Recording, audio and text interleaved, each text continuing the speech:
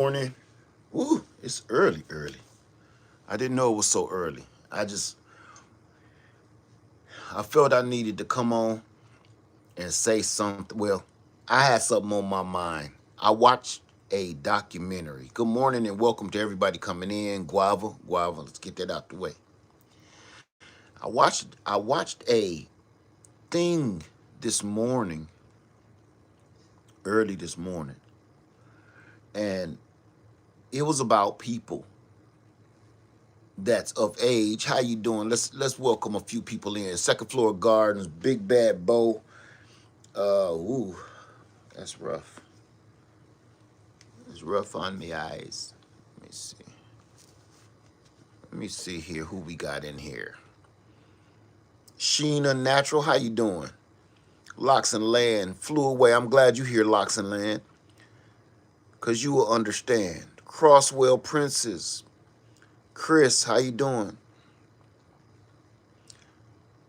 Let me see. Cassandra, South Fulton Garden, how you doing, my sister? Cynthia Murray, Saver Huff, Deborah Bush, how you doing? Family Building, how you doing? Marvel Coker, how you doing?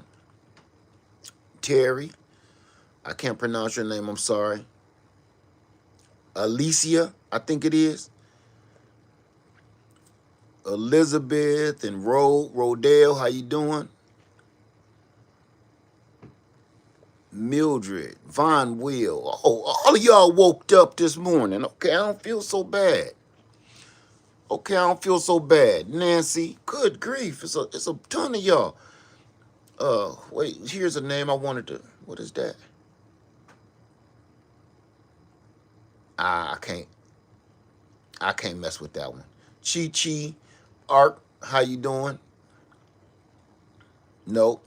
That's Mark, how you doing? Uh, Carmen, Carmen Sita.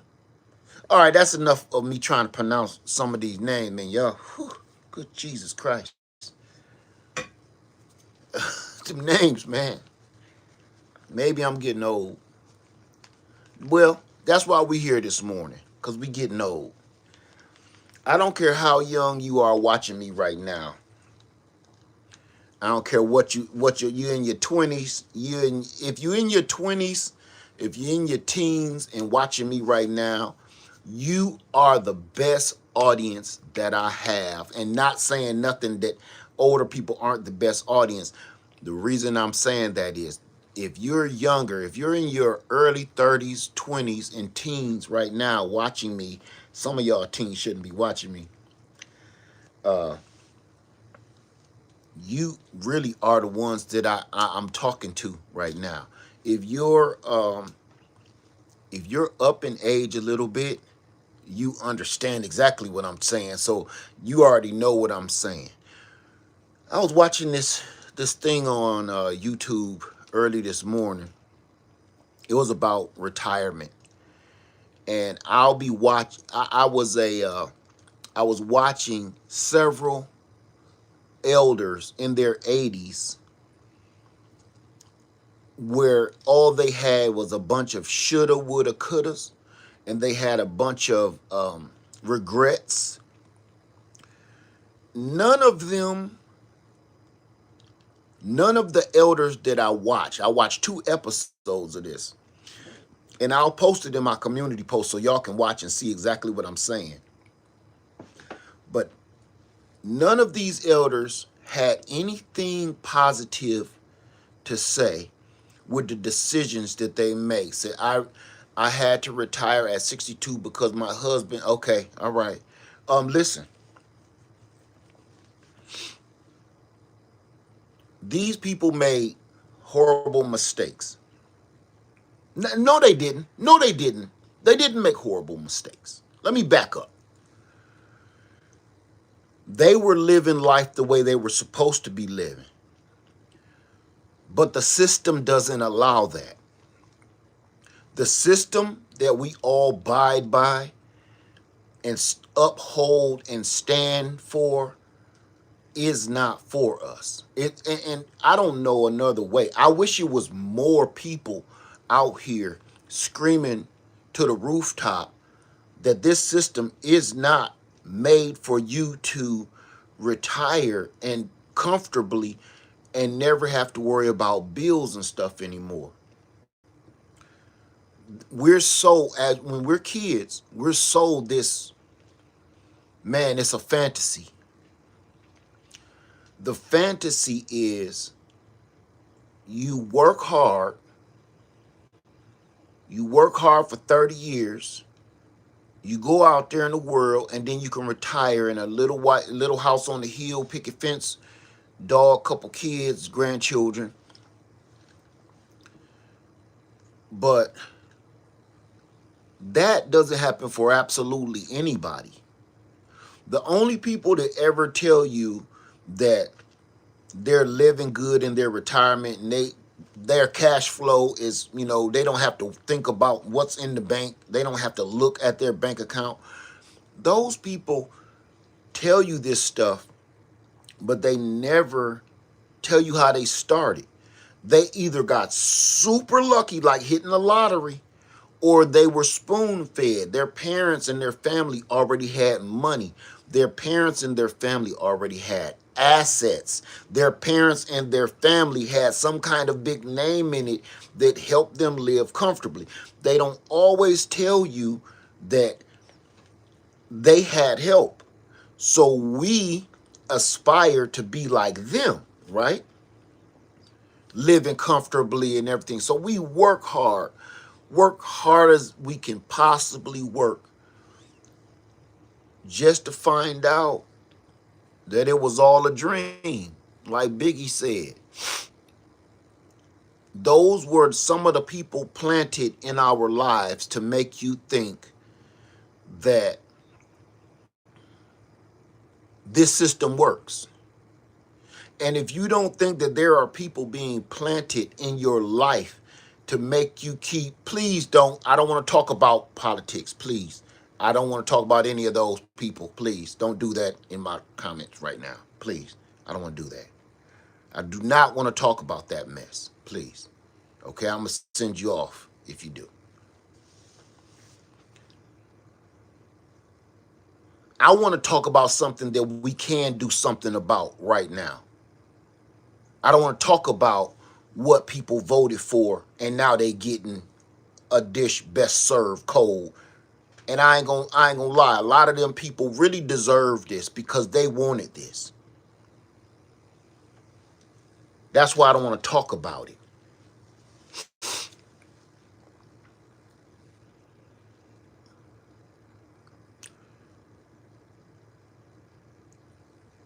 We can do something about the reality that we live in right now. Just like they did something and they wanted this right here and that's what they're getting, we can do the same thing with something else. I'm telling you right now, I watched this show and all these elders in their 80s. Well, don't, excuse me. Hold on. Honey, if you can hear me, I am live. I left it in a message. Unless it's something important, hit me on the radio.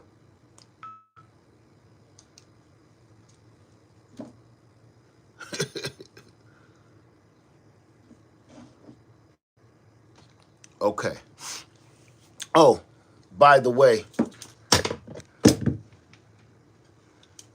I'm hundreds of miles away, and this is how I keep contact. Anyway, I'm sorry, y'all. I'm starting over. I was watching this show about elders that cannot retire. And I've been saying this for the longest. I've been saying this for years. These elders are in their 80s, and everything that they've done was they've been living right. They've been doing the right thing, but the system doesn't work for you. When it was time for them to retire, They did all the right stuff, but didn't realize inflation. Just because you did something right back in the 50s,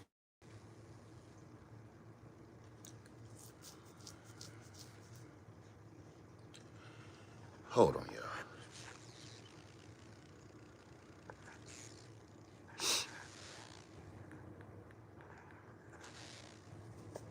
Just because you did something right back in the 50s and the 60s does not mean that it's going to work 30, 40 years down the line. I see a lot of all of these elders on this show. They invested in they had their 401k, they had their Gerber baby savings account. They had put money away in their savings account in their banks for the last 40, 50 years. Let me tell you something. The stories that these people told was exactly what I keep saying. All it takes is for one thing to go wrong. One, you get sick one good time, you get hurt one good time, you get injured one good time. And all of that stuff and all of that money that you saved and all of those investments that you invested in 50 years ago, all of it get washed away with one hospital bill. One hospital bill is all it takes. After you done saved up $500,000, damn near $1 million, all it takes is for you to get one good hospital bill, and it's all washed away. And you back to square one. What will happen is some of these people that I watched, they had it going on. And listen, let me straighten something out. What I'm just going off of what they said. They were all professionals. One guy was a scientist. One guy was a professor. One woman was an artist. They all had well-to-do lives where they were making pretty good money. They did everything right. These ain't some people that was flying by the seat of their pants through life. No. These people were real people. And now that they're in their 80s, they said they've been struggling, for like 20 years. So from their 60s, they've been struggling. And one man even said, if I miss one payment, it's over. If I miss one paycheck, it's over. So we have 80-year-olds doing Uber Eats. So that's what a lot of them was talking about. We have 80-year-old people out there still working, doing Uber deliveries and Uber pickups. I'm going to tell you right now how you can retire right now, no matter how old you are. Now, let me define retirement, okay? Let me define my definition of retirement. Retirement does not mean that you do not need any income. That's not what I'm saying. Because no matter what, you will always need an income to maintain. My definition of retirement is I can do without, though. My definition of retirement is I don't have that, but I don't need that. I don't have that, but I can go out and do something real quick and get that, even in my 80s. That's my definition of retirement. I don't want to pretend that you'll never need any money. You'll never need any income at all, because that's not realistic in this world. I'm not going to pretend you can run off into the mountains and never be seen again and just become some old mountain man or mountain woman. I'm not going to pretend that that's a realistic thing to do, because it's not in these days and ages. What I am going to tell you, especially for the young folks that's watching me right now, if you are in your 20s, your 30s, or even your early 40s, if you don't invest in land and go purchase you some land right now, you are making a grave mistake by believing that working your life away is going to pay you back in the long run. And I'm living proof of that. I am sitting here living proof that that's a lie. I worked my ass off. What, I'm 50 now? All the way up until the post office. I've been working since I was 12. I'm going to say 12. Even before that, and I'm not going to add in I used to cut grass and rake leaves and shovel snow. I'm not even going to add that because that was before 12. I'm going to say I literally been paying taxes, if you will, since I was 12. And the way I did that, I was a paper boy. I know that's not a thing anymore, but I used to deliver newspapers at 12 years old. I delivered newspapers all the way until I got to high school. I think I delivered newspapers till I was about 15, almost 16 years old.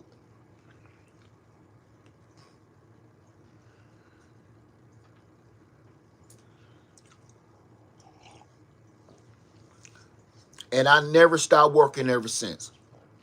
The only times in my life that I did not work is when there were no jobs and the market was crashed and nobody could find a job. It's not that I didn't want a job or I didn't work because I just was lazy.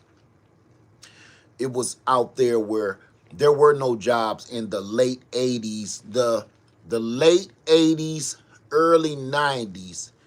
There were no jobs. It was bad in my hometown. I'm talking about I would take anything, gas station job, it was bad. Okay? So I hustled in them days. So I literally been working my ass off. From that point, once I start working good again in the industry and the economy kind of start picking up a little bit, I always had a good job. I always had a good job, but I worked my butt off. I mean, in factories and you name it, I did it. I made good money. Thank God Almighty, I had the parents that I had that would guide me in the right direction, what to do when I got a job making all that good money. Don't just go blow it on cars and clothes and stuff like that, because I'm a car enthusiast, and so I did buy a lot of cars. But I never bought brand new cars. I always bought them. Back in early 90s, man, you can get a nice car for about $400. I'm keeping it 100 with you. Back in the early 90s, late 80s, you can get a pretty good car for, man, you got $500, man, you would have you a nice one, okay? Solid, no rust, run good. Might need some blinkers and some new tires, but I'm back in them days, you could do that. So I would buy them, flip them, buy them, sell them. So that's neither here nor there. I've been working hard all my life. No, they wasn't vintage cars, and they are now, but back then they was cars that's probably 5, 10 years older, you know. You can't do that these days. A car that's 5 or 10 years older, you still gonna pay about $40,000 for it. Let me back to my point. Here I am in my older life, in my 50s, realizing nothing that you do or nothing that you did counts for jack shit now. I don't care how popular you were back then. I don't care how financially stable you were back then. I don't care about how many great financial decisions you made back then. None of that stuff. And y'all think about it. All my older folks in here, think about it. All of those decisions that you made back then don't count for absolutely crap now. The only decision that you could make back then that counts for now is purchasing a home or land. I can't make this up. I know a lot of people live in apartments and they think that that's cool. That's probably the biggest mistake you'll ever make financially in your entire life. And you listening to somebody that been on both sides of the doggone fence. Renting is the worst financial thing that absolutely every American can do. That's the worst thing you can do. Every cent of your money goes to nowhere. Every cent that you pay in rent, you cannot recoup it. You can't charge off taxes on your rent. You can get nothing. Paying rent literally gives you nothing. Nothing.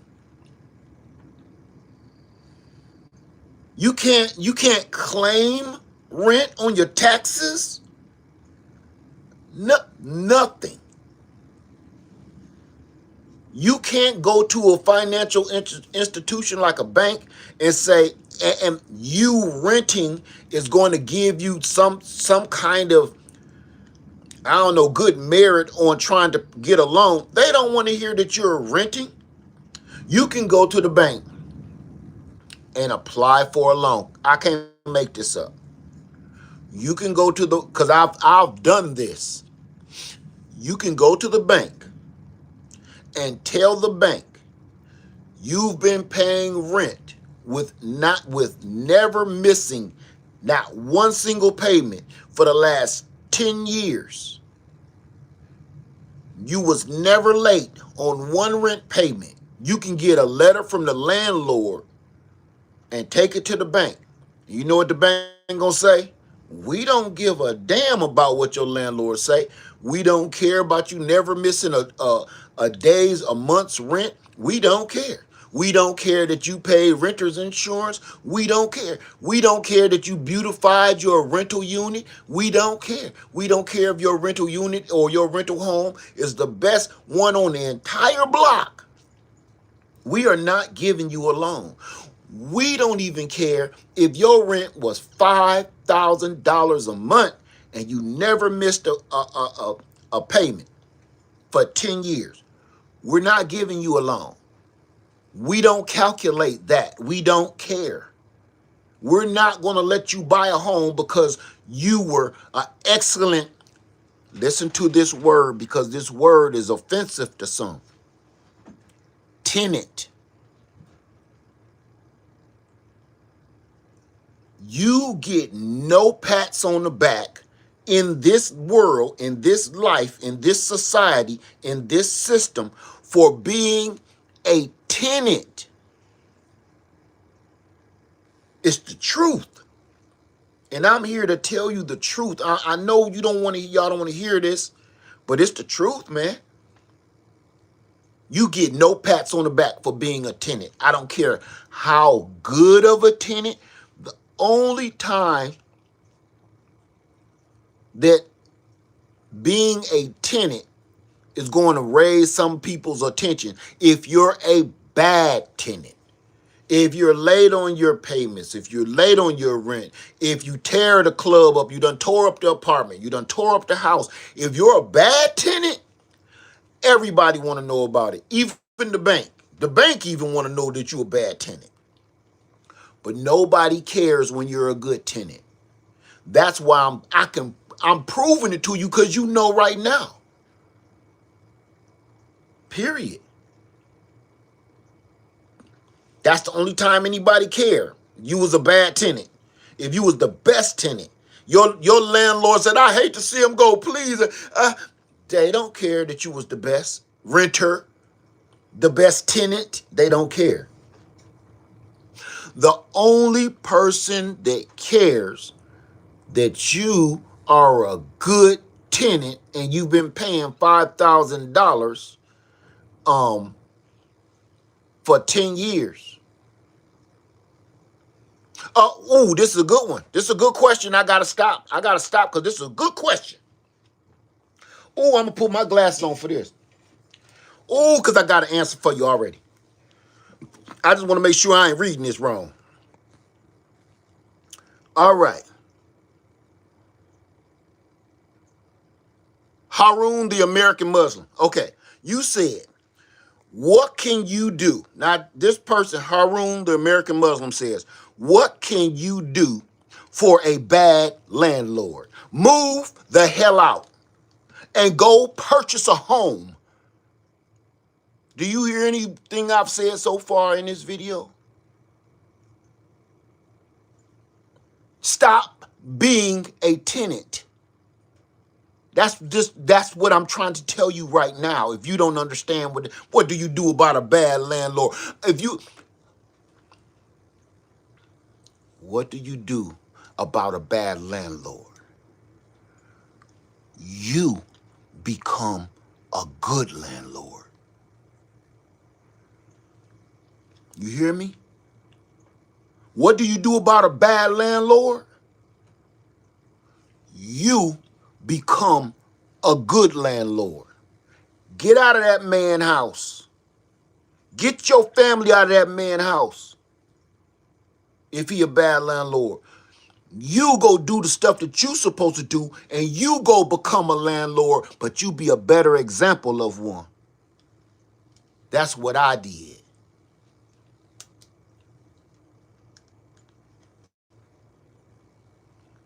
So if that don't solve your answer, I don't know what to tell you. If you want to stay a tenant, and everybody keeps saying, well, I don't know how, and it's so hard. And man, you just don't know who to talk to, and you don't know where to start.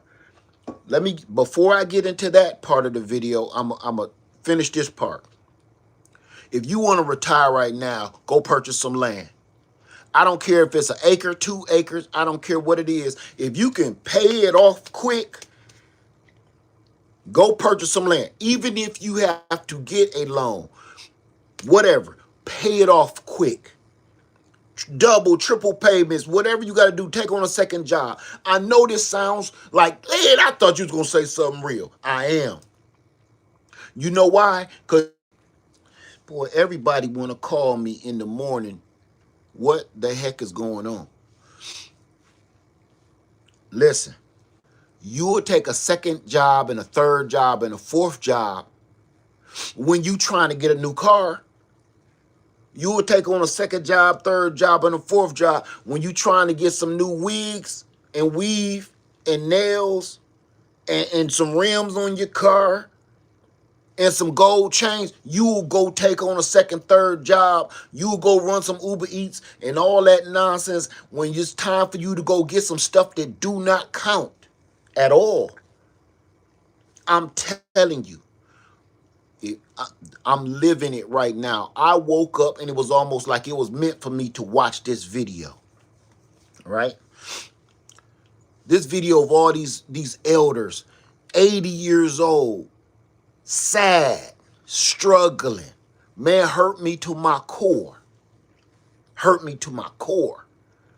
Because there is no reason that you're 70 and 80 years old and you need to, I'm sorry, y'all, my allergies been kicking up.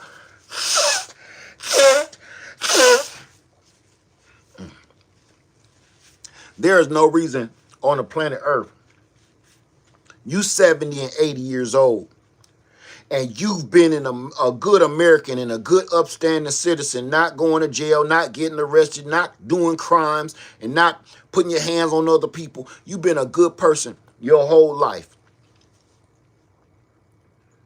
You've been in the military. You served this country. Man, why do you got to get to a point where you struggling? Why is there so many homeless veterans out on the street? And I'm not going to play with the words because people keep trying to correct me. Talk about some, no, it's houseless. It's whatever you want to call it, man. Houseless, homeless, whatever you want to call it, man. They ain't got no place to be. Everybody want to play with words, man. Homeless is homeless. That does not, if you like sleeping on a park bench because that's what you like to do, that does not change the fact that you're homeless or not. Y'all, they be too busy playing with words like that's not what we're called. Man, whatever on that bullshit.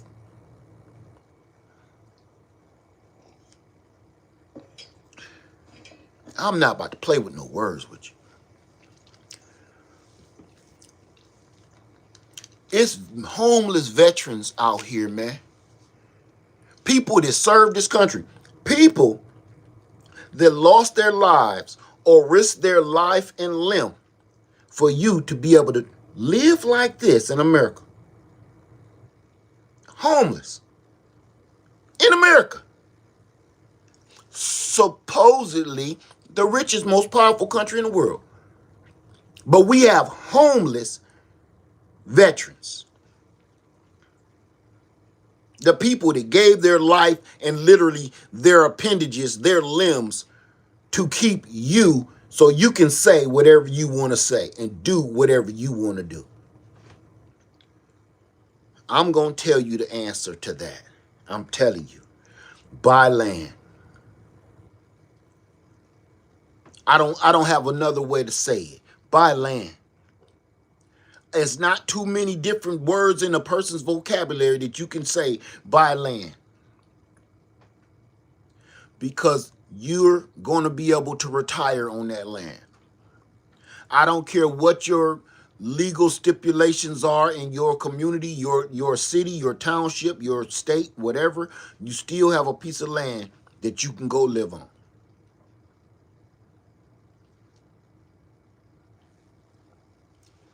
You got somewhere to go.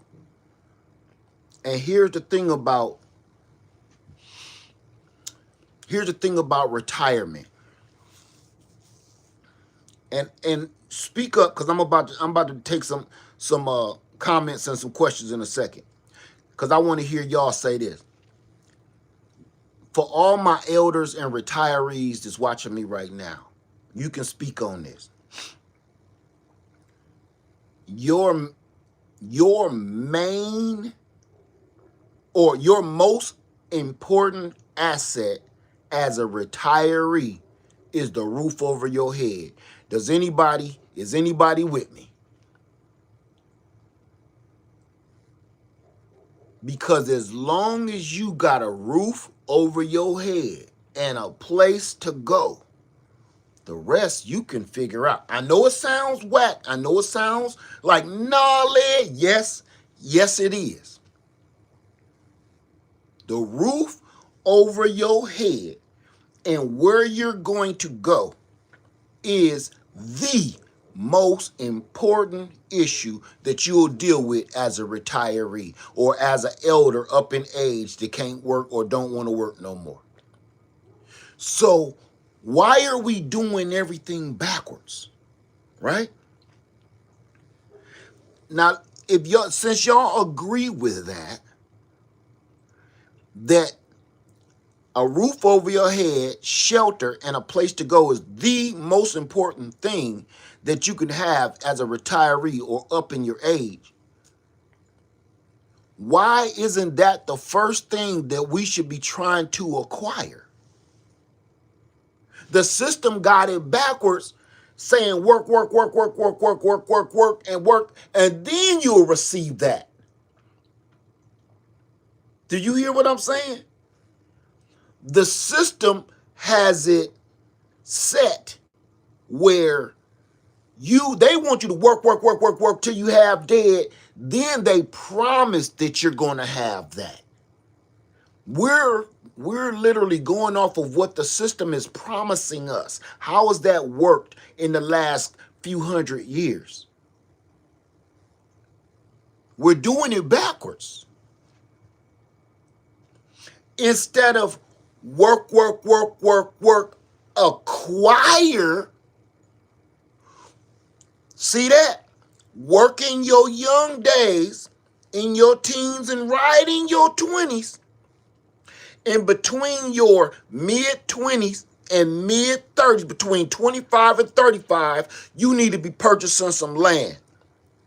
The reason why I say between 25 and 35, because after that, now go pay it off. Work, work, work, work, work, pay it off. You already got it. Not only did you pay that land off, but while you were working, you were building the infrastructure on that land. That land is your retirement. So you working towards your retirement is the same as while you're working, I went and put a cabin on the land. I went and cleared some trees on the land. You're working all the way till you about 50, right? Work, work, work. So now when it's really truly time for you to retire, you got somewhere to go. You don't have to worry until you get 50 years old and be like, man, what am I going to do? What am I about to do? Where am I going to go? Because here's the kicker. We acquire so many nonsensical things through our journey through life. Nothing that's worth anything. While you working good, you buying a bunch of dumb stuff. While you making good income, you spending your money frivolously. You're not investing in something you're not investing in a guarantee. Your land is a guarantee of how your retirement is going to go. I was talking to my wife the other day, keep on calling me, and I said, baby, out of all of the investments we've ever made, out of all of the things we've ever purchased, the best thing that we could have ever purchased was our homes, all of the homes that we've purchased over the years, and this land. You know why? Because if it wasn't for my purchase of my very first home, I don't know if I would be here today. Because this is how that works. Once you purchase a home, once you either purchase it outright or get a mortgage on that home, it's a domino effect upward. You're only going to do better because now you have collateral. Now you have something, you got a bargaining chip. What the only thing that the bank want to talk about is what do you have for collateral? The bank don't give a damn how well you dressed. The bank don't care how nice your breath smell. The bank don't care if you changed your drawers today or not. The only thing the bank want to hear is what do you got for collateral? Because your credit is good, but we don't know you. We don't trust you. So what do you have that if you fail on our agreement that we can take from you? The bank is a business. So the bank is always trying to figure out angles to make money. Okay. So once you purchase your first home, you purchase your first home because you bought some vehicles. Your collateral was the jewelry on your wrist, the vehicles you got in your driveway at your apartment, and all of that garbage. And they'll be like, we'll take both of those vehicles for collateral. We'll take that gold Rolex watch your daddy gave you for collateral. If you fail on these payments, we taking all that just to let you know you can't sell them no more. Now you got to lien on them. Okay. Once you buy that first house is going to help you buy that second house. Or that first house is going to help you purchase that land. Right? You purchase that land or you purchase that second home after you done bought that first home. Sell that first home. You done moved up. You done graduated. It's I know I'm making it sound difficult, man. It's more easier than I'm making it sound because I don't have the vocabulary to give to you. But this is how it's played. Once you acquire that major bargaining chip, man, you only gonna move up from there. Now remember this. Once you purchase that land, you hold on to that. No matter what. Once you purchase that land, you hold on to that. Once you purchase that first home, hold on to that. Whatever you plan on staying in, if you don't want to go purchase no land, no raw land, go buy a home, pay it off. Because you're going to need somewhere to lay your head, man. I'm telling you, you're going to need somewhere to lay your head. So I told my wife, I say,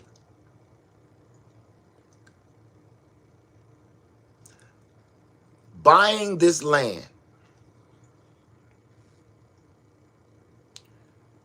made it so I can retire early. See, my wife can retire early too, but she's still doing her thing because she want to. That's great. I don't want nothing. See, I've gotten to an age, man, I don't want no fancy clothes. I don't want no fancy car. See, all that stuff costs money that you ain't got. I don't want to go to all these fancy places around the world, all these fancy vacations. I don't give a shit about going and traveling around the world anymore. I did all that in my 20s and 30s. I'm cool. I haven't been all the places I would like to go. Things I would like to see. But now that I've reached my 50s, how important is it for me to go to Hawaii and eat some pork and see some hula girls and rub my feet into black sand? How important is it for me to go see the Eiffel Tower? That ain't my thing anyway.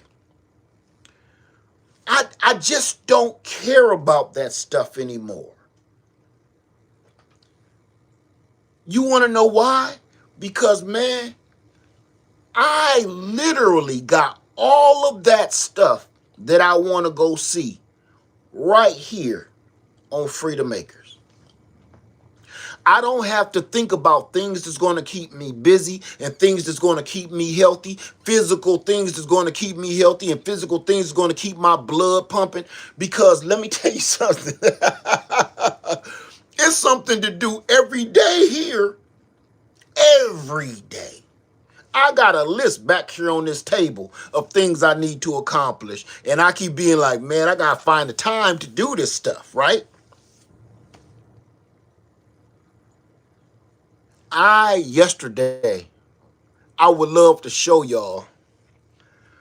I just finished my second pig pen because they done waddled and muddied the first one up. So now I made a rotation for them, right? They loving it. I done spent 3 or 4 days building this new fence for the pigs. I done gave some pigs away. I done put some pigs in the freezer. I'm good. I got a freezer full of food, a refrigerator full of food.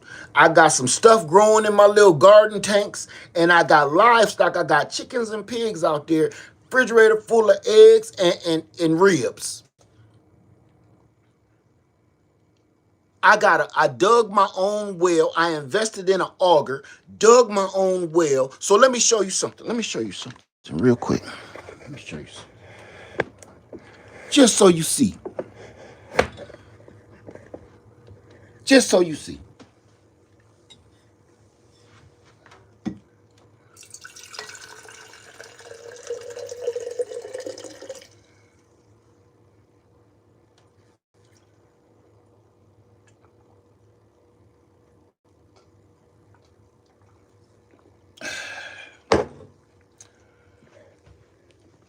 You know what that was?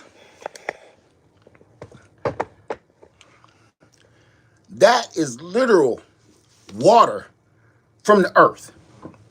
I'm not saying it as a metaphor or nothing else. I am literally drinking water that came out of my well system that I dug.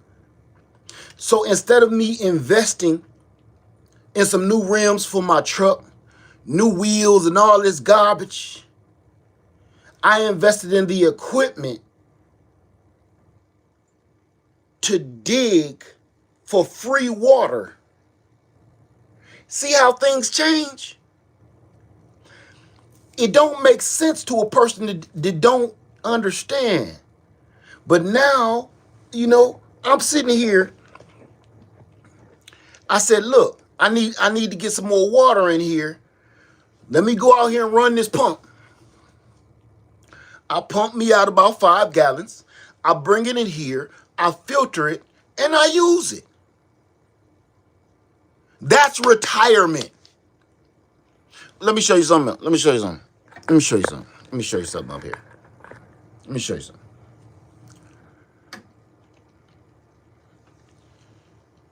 You see them lights come on? I'll cut them off again so you can see.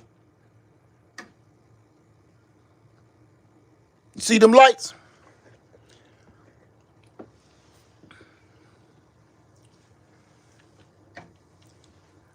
Invest in solar power.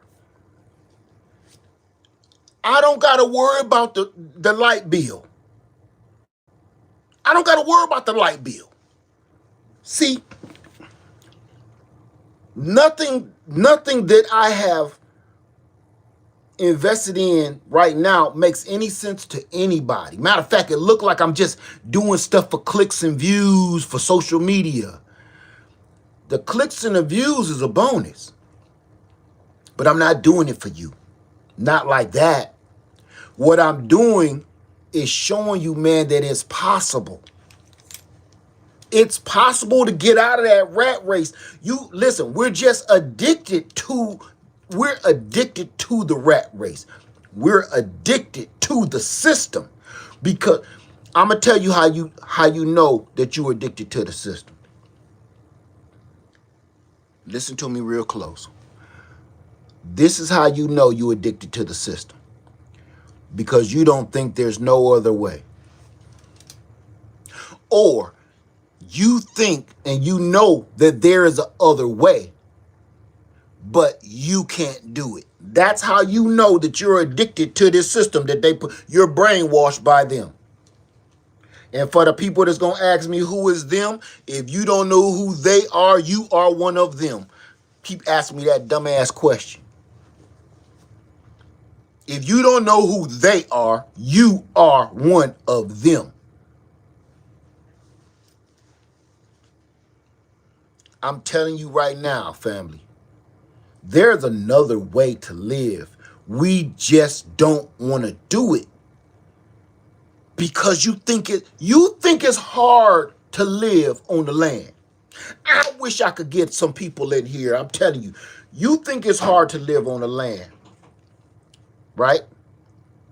You know what's harder than living on raw land in a cabin? Living in the normal world and normal society. That's harder.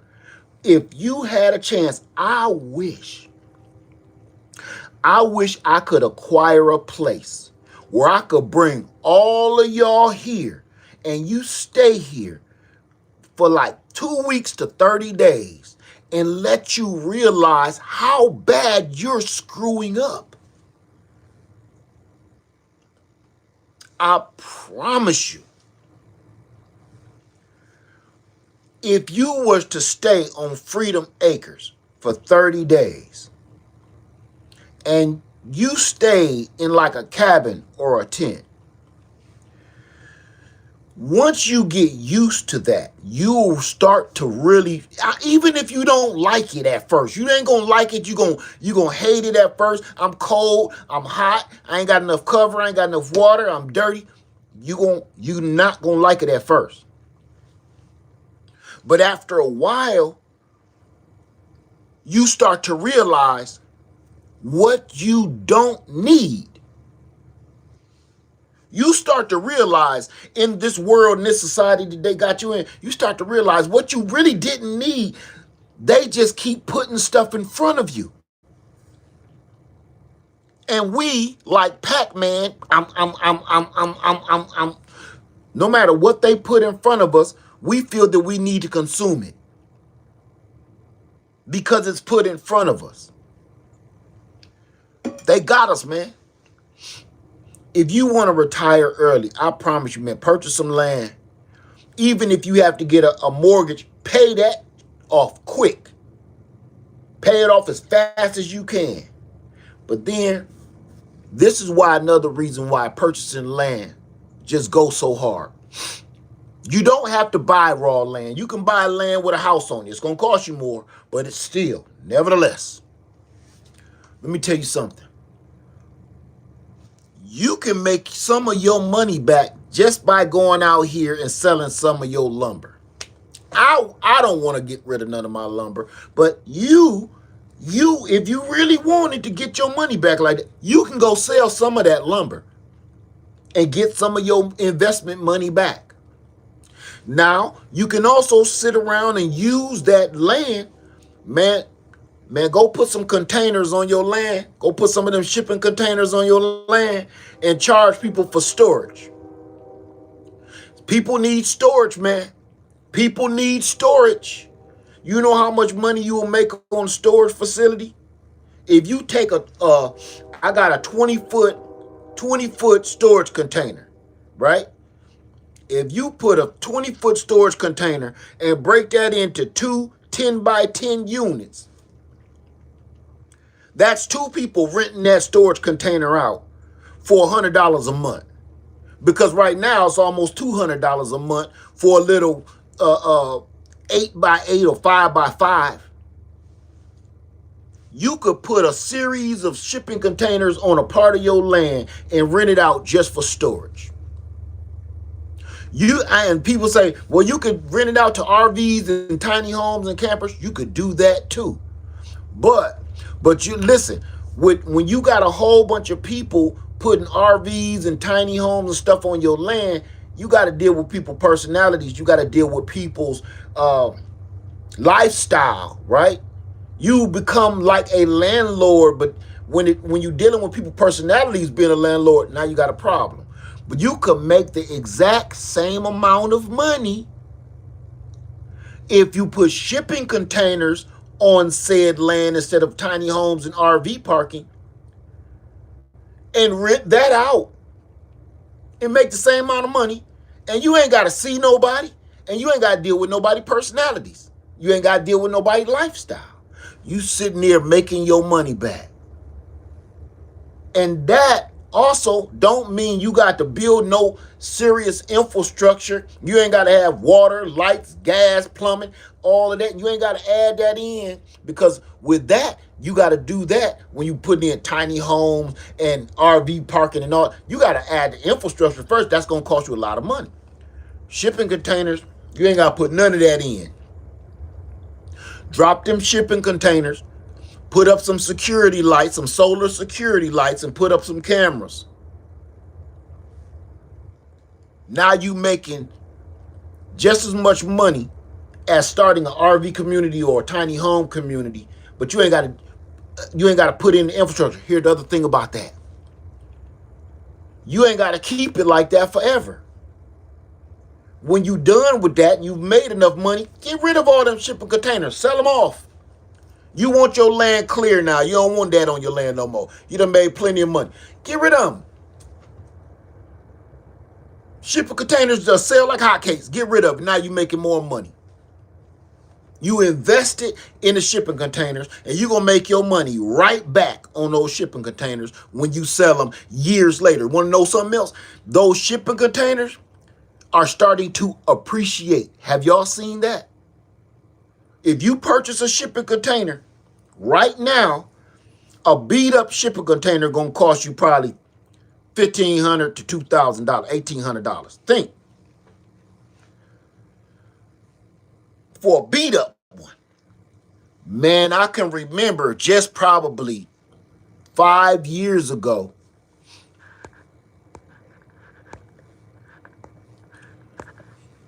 I remember just 5 years ago, man, you could get a 48-foot shipping container for about $500. Do y'all remember that? Just 5 years ago, when nobody was doing this stuff. People was building homes and stuff out of them, and barns and all of that. Man, they was doing it, and they was stacking them on top of each other because a 48-foot damn shipping container run you probably $500 to $800 a piece. They didn't cost nothing. You damn near giving them away. But now, here we are, 2026. Man, them people can't keep shipping containers on their lot because everybody is starting to buy them. They starting to put them on their land. They starting to live in them. Now, I want you to know something. This inside is 20, let me think. 28, no. Yeah, this is 28. The inside is 28 by 9. Don't let it fool you. It's 9 feet wide and it's 28 from this door to the window, 28 feet. Want to hear something crazy? Y'all see how much room I got in here, right? My storage container is 20 by 8.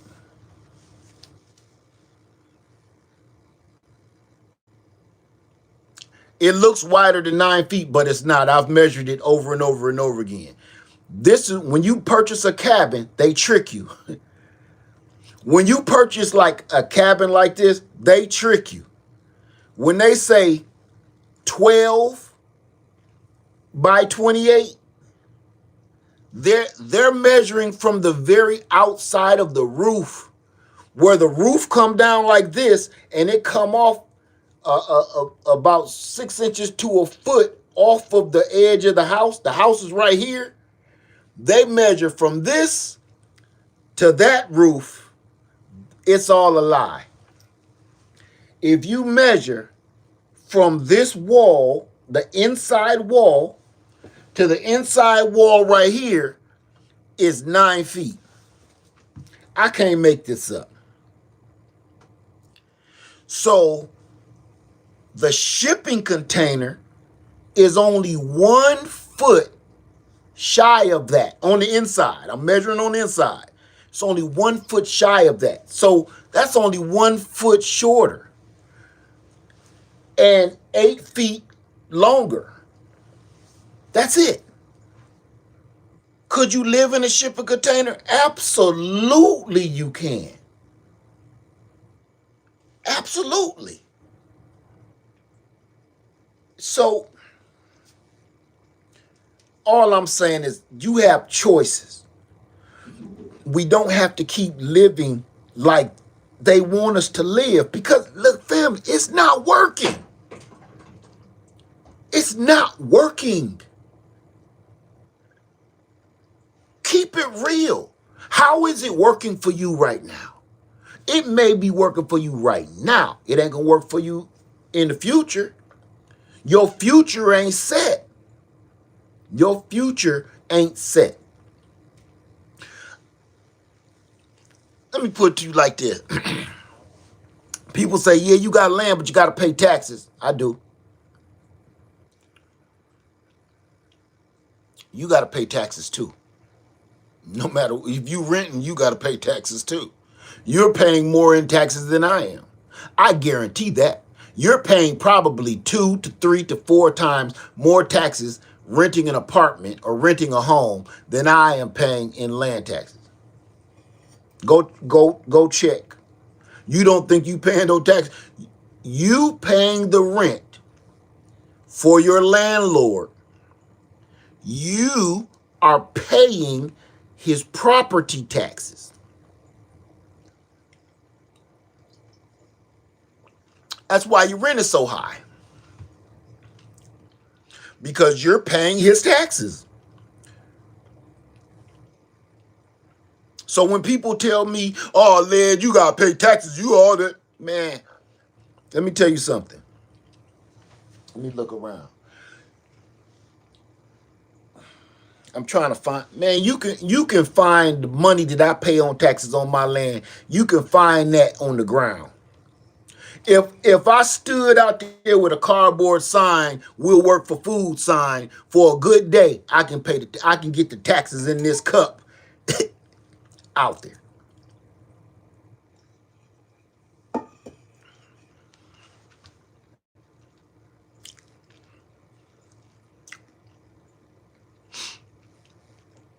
Right. And the landlord is the one to get the write-off, not you.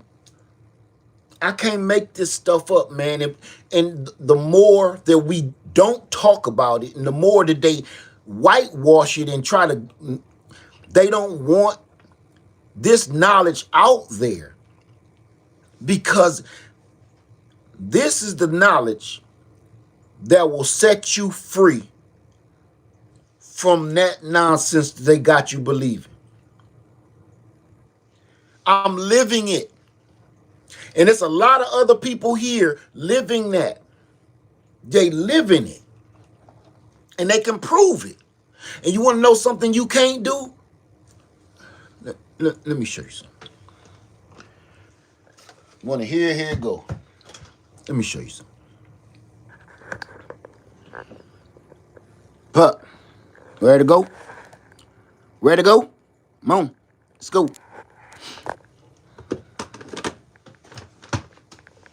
Let me show you something.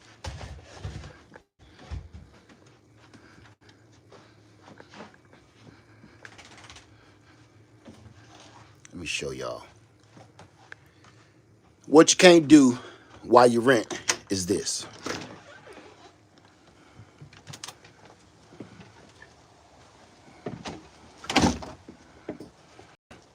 You can't do that.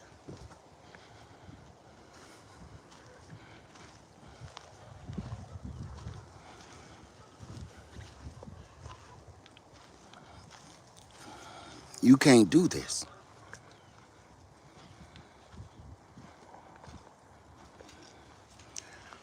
Look at all that free energy. Look at all that free energy, y'all. You see it? Running everything in there. You ain't doing that. You not doing that. Come on.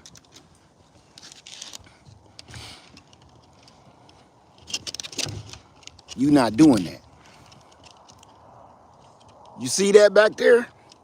Free storage. $1,300 free storage. All day. They ain't doing that. Let me go get my tripod, cause we out here we're gonna stay on here for 90 minutes and we're gonna talk about it. But everybody, you can't get no exercise. Look, I done built them a secondary pen. Let me get my tripod out of here.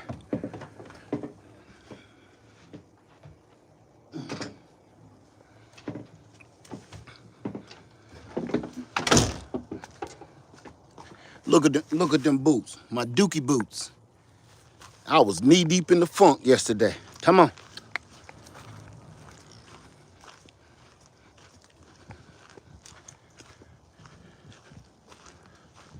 Let me try to get right here. Let y'all see what I'm saying. Come on. This is what I'm talking about.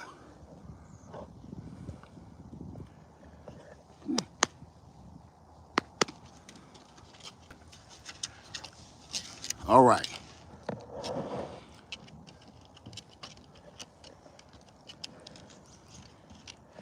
Do you hunt on your land as well? Um, I don't have to do it anymore, but I have. I don't I don't need to get the cover. I don't need to do it, so that's why I don't.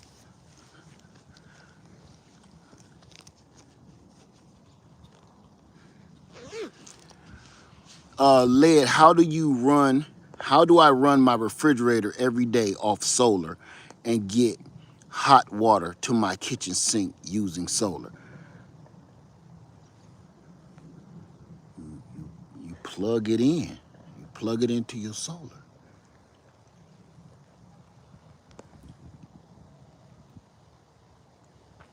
What? See, I'm 47, own 2 properties, and trying to, I don't know what that means. Get like you and retire in the next few years. Okay, okay. Dirt Road says, let me see. You can zone.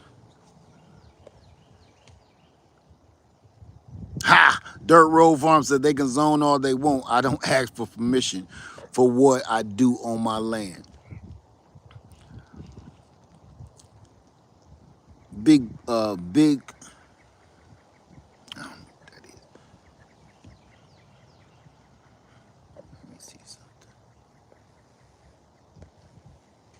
Hold on a second. Oh yeah, okay.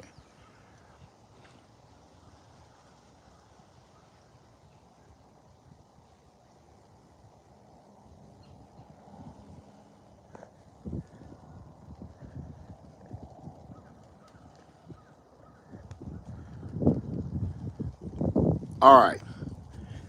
So, do y'all have any questions on anything that I've said this morning? I grew up in the city and moved to the sticks and took to it like water. Not everyone is built for it. But you know what, Bishop? You right. You're right. Not everybody is built for it because they don't think they are. They don't think that they are, but you actually are built for this. We're just brainwashed, right? At first, it seemed impossible to do any of this, but we're brainwashed. So listen, this how brainwashed we are to this world, where you think that we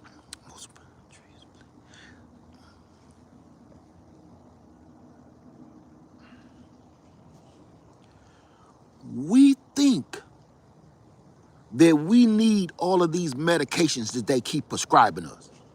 That's how brainwashed we are. That's just a quick, simple example. You think that you can't lower your blood pressure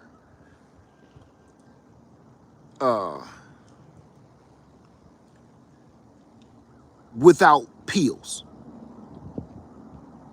You think that you can't fight diabetes without medications from the pharmacy. That's what you think. You know why you think that? Because that's what they told you. They told you that you need to be on these pills, you need to be on this medication, or you are going to perish. And you believed them. And I'm living proof that that too was a lie. Let me tell you this. I've gained a lot of weight. I've gained about 40 pounds since I fasted, right? I've gained about close to 40 pounds, 30 something pounds since I fasted. And I started to fast on November 4th. And let me just break this to y'all. On November 4th, I started fasting. And I went hard. I didn't eat absolutely nothing for 2 weeks. For 14 days, I didn't eat a single thing. All I drank was water, tea, and coffee, right? Now, after I finished my fast, what I didn't know is I got gallstones. And gallstones come from hard fasting like that, especially if you've never done it before. So when I got back off my fast, man, my system has been messed up. So even though I'm smiling and I'm grinning, you don't know the pain that I've been through, because my doctor was telling me you need your gallbladder out. And I'm like, I'm gaining weight, doc. I'm gaining weight, and I ain't doing nothing different. Because you need your gallbladder out. You need your gallbladder out. You need your gallbladder out.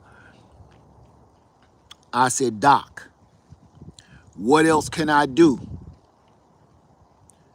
Because I'm not trying to have y'all be harvesting my guts up out of my body, man. Well, it's really inflamed and you got stones, and what else can you do? You ain't about to sit here and tell me that there is nothing else that you can do besides cut my guts out. I refuse to hear that bullshit. You ain't about to tell me that. So if you end up cutting my guts out, you gonna put a new one in there or something? No, you'll live just fine without a gallbladder. They don't do much, man. Listen. After I did the research and seen what your gallbladder actually does, man, these people is just trying to harvest our organs, man. I don't know why. I don't know for what, but they're harvesting our organs. Soon as you go in there, they say, oh, that need to be removed. Your tonsils need to come out. Your appendix need to come out. Your gallbladder need to come out. They don't ever say what you should try to do to fix it. Oh, it's a little inflamed, so that need to come out. Let me tell y'all something right now. I have just lost 8 pounds. You wanna know how I lost 8 pounds? Because I finally got them freaking stones out of my body. I ain't changed nothing. I finally passed the gallstones, and I'm not in pain anymore. How did I do it? I did my own research and started listening to real doctors that's really dealing with this kind of stuff, that's not always about cutting your body open. You won't believe how I got rid of them, man. Olive oil, lemon juice, and tuna fish. You won't believe it. I've been suffering since November 4th, putting on weight from gallstones, being in pain to the point I even I had to go to the hospital. I didn't make that public, but now I am. Olive oil, lemon juice, tuna fish, and fish oil. You know, the vitamins with the fish oil in it. Oil.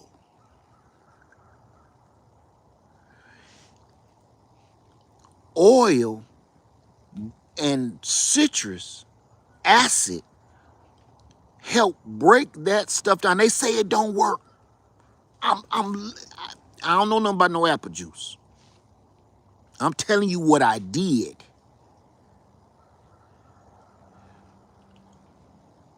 Olive oil, lemon juice, cod liver oil pills, and tuna fish in the can.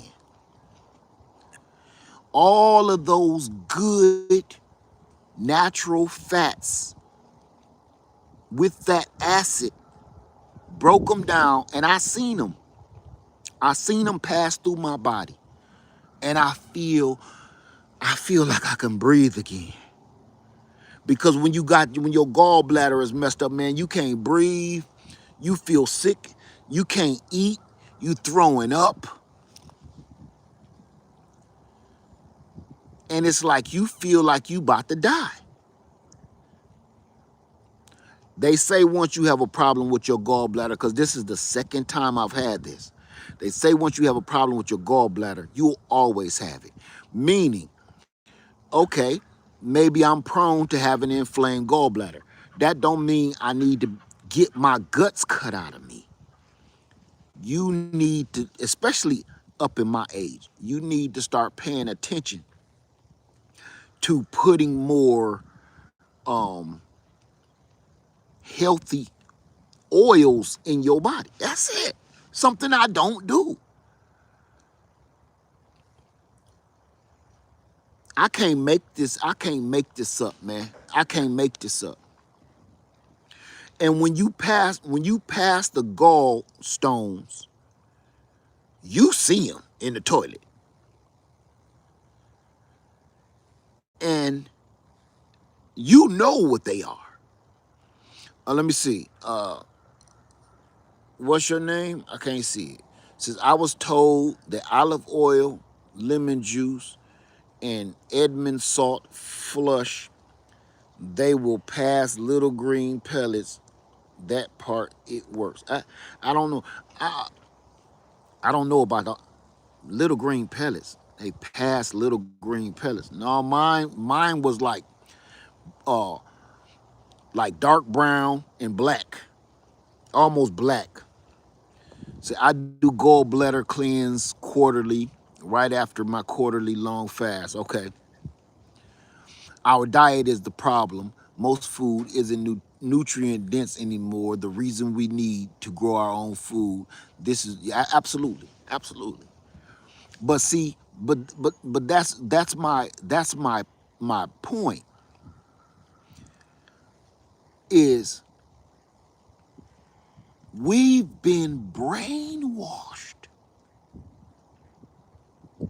There's a special kit to buy, set up to collect and read. I don't understand what that means.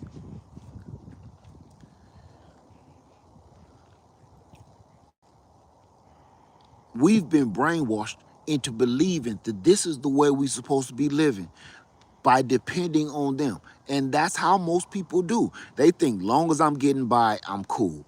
Here's the thing about that just getting by stuff. Long as you living in an apartment and long as your bills are paid, because we hear that a lot, don't we? My bills is paid, I'm cool. My bills are paid, so I'm cool. Long as my bills are paid, I don't care. My bills are paid, so I don't. We say that a lot, don't we? We don't even realize we kicking ourselves in the nuts. You say, long as my bills is paid, I don't care. You shouldn't have no bills. You should minimize all them bills in the first place. We shouldn't have these bills. We shouldn't owe people nothing. We've made it okay, and we've made it normal to say, long as I'm paying the man and he got his payment, I'm cool.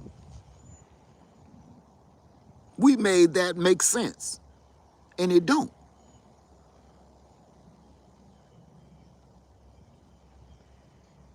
Do you hear anything? Anybody hear anything?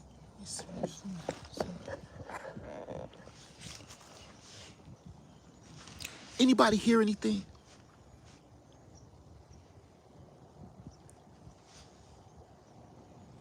I don't hear nothing.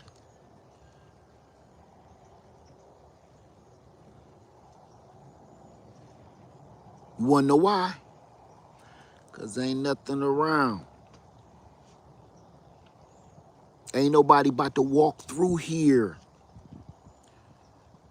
Ain't nobody about to photo bomb my video while I'm doing a video cause I'm in the middle of the city. Ain't no car about to drive through here. Ain't nobody about to walk through here, man.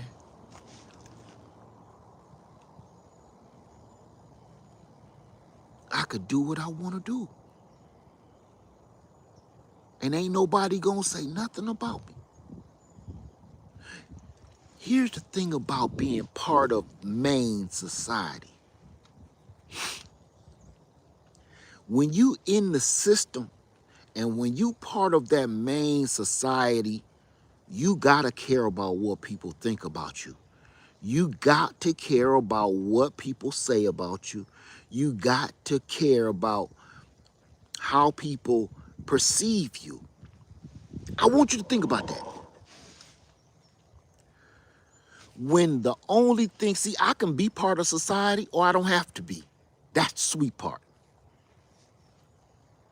But when you don't have any other choice but to be part of that system that they got you in, you have to impress people all the time. You have to put on airs and show a side of you that's not real just to make everybody else feel that you're acceptable. You have to be accepted. No, every turn you make in society, you have to be accepted. When you get you a piece of land and you this doggone peaceful and quiet, you start to realize I do not have to do any of that. I don't gotta do none of that, man. I don't have to put on a suit and tie to prove to you that I'm worthy of your trust. Think about that for a minute. I want you to think about that for a minute. The reason why people put on suits, ties, shoes, and all this stuff, it's not for comfort. You put on all of those fancy clothes and spend all that money on them fancy clothes because it's an easier way to prove to somebody else that you can trust me. Am I wrong? If I walked up to you in my jogging pants and a hoodie, I can guarantee you are not going to give me the same respect and the same trust, open trust that you would give a dude to walk up to you with a suit and a tie holding a briefcase. You will not give me that same equal trust. The reason why you won't give me that same equal trust is because people that's wearing jogging pants and hoodies, society has described those people they're likely to rob you.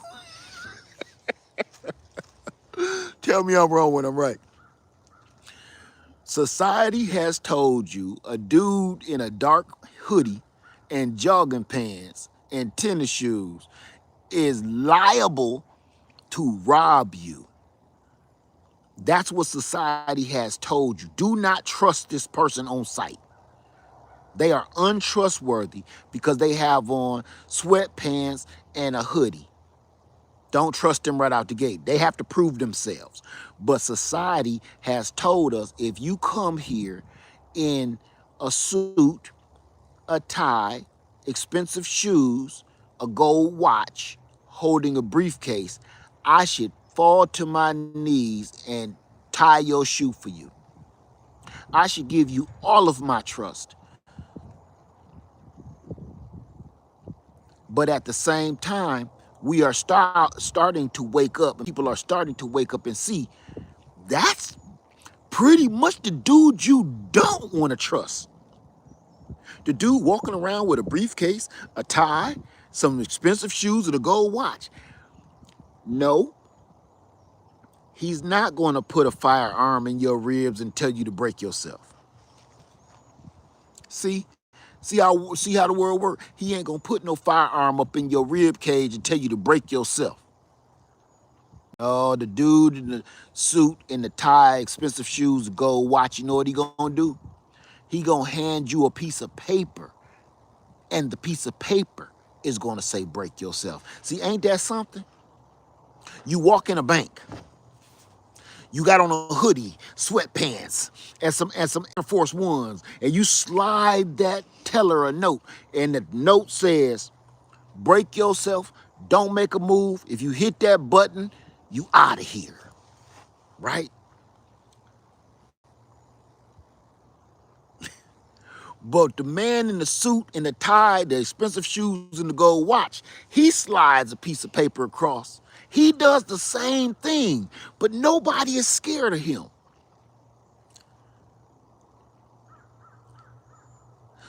The dude with the hoodie and the sweatpants on, listen, with the firearm, he's just, I know it sounds crazy, but stick with me. He's just robbing you.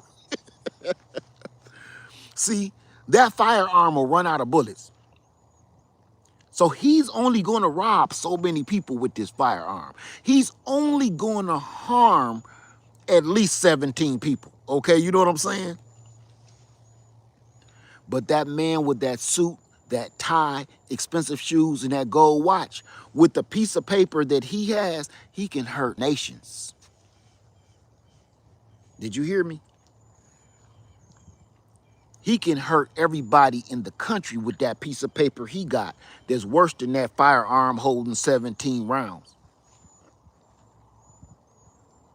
But we trust him first over the dude with the sweatpants. Conditioning, man. We brainwash. We brainwashed into thinking. Can I tell y'all this? This is good news for everybody, just in case you're on the fence about purchasing land. I purchased this land for a set amount of money.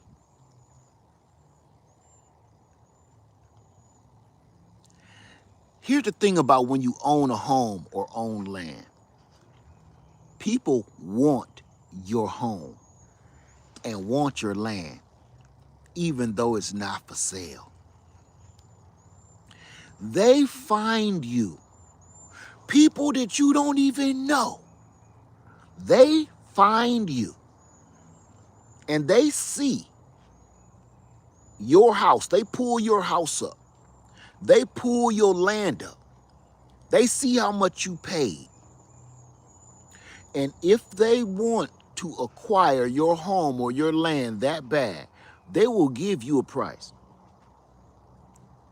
I have been offered almost 3 times what I paid for this land, several times since I've been here. In 3 years, I've been offered, one was about 2 times, close to 2 times what I paid, and one was over 3 times what I paid for this land. I'm just waiting for the next one. I'm never selling my land. You're never going to get anybody. If you rent property, you're never going to see that. So you'll never believe what I'm telling you. But I'm telling you, each and every homeowner and landowner has gotten offers for their home or for their land, and it's not for sale. You never put it up for sale. You never spoke on selling it. Somebody is watching you and they want it. Somebody want this plot of land so bad that they offered me 3 times what I paid for it.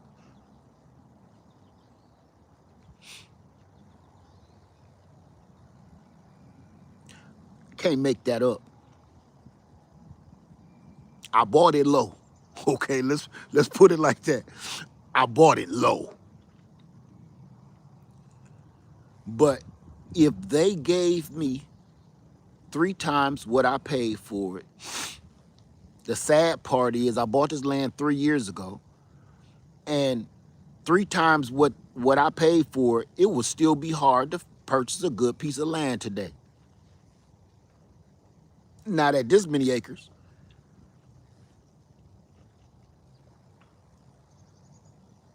Right, Will, that's how you know it's really worth something. Because they looking, they trying to find you. They want that. Let me see. So there is an amount of money I'd sell my land for, but ain't nobody willing to pay it. I mean 100 million. It's theirs. You you want to know why? And I probably wouldn't do it then, because if somebody willing to pay you $100 million, it's something on your land that you don't know. Hell no, I wouldn't sell it. You know what I would do? I would start trying to find out what the hell is on this land is worth $100 million, so I can cash in. If they willing to pay me $100 million for my land, what that means is it's something on this land that's worth $1 billion. Don't let that money trick you, man. Don't let that money trick you. If somebody come up here and ask me, say, hey, Led, look, I tell you what, I give you 500,000 for that land. Hell no.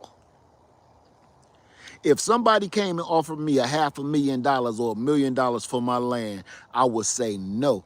You know why? Because it's something on this land that's worth $40 million. That's why. It make you think. You came and looked for me. You found me. I wasn't selling nothing, but you came to find me. What's on this land that's so important or so valuable that you want to pay me all that money? Nope. Before I said yes or made a decision, I want to go and have a couple surveyors on my land and figure out what the hell is out here. Gold, oil, what? Something. You know what? Have y'all seen this? This little old black lady.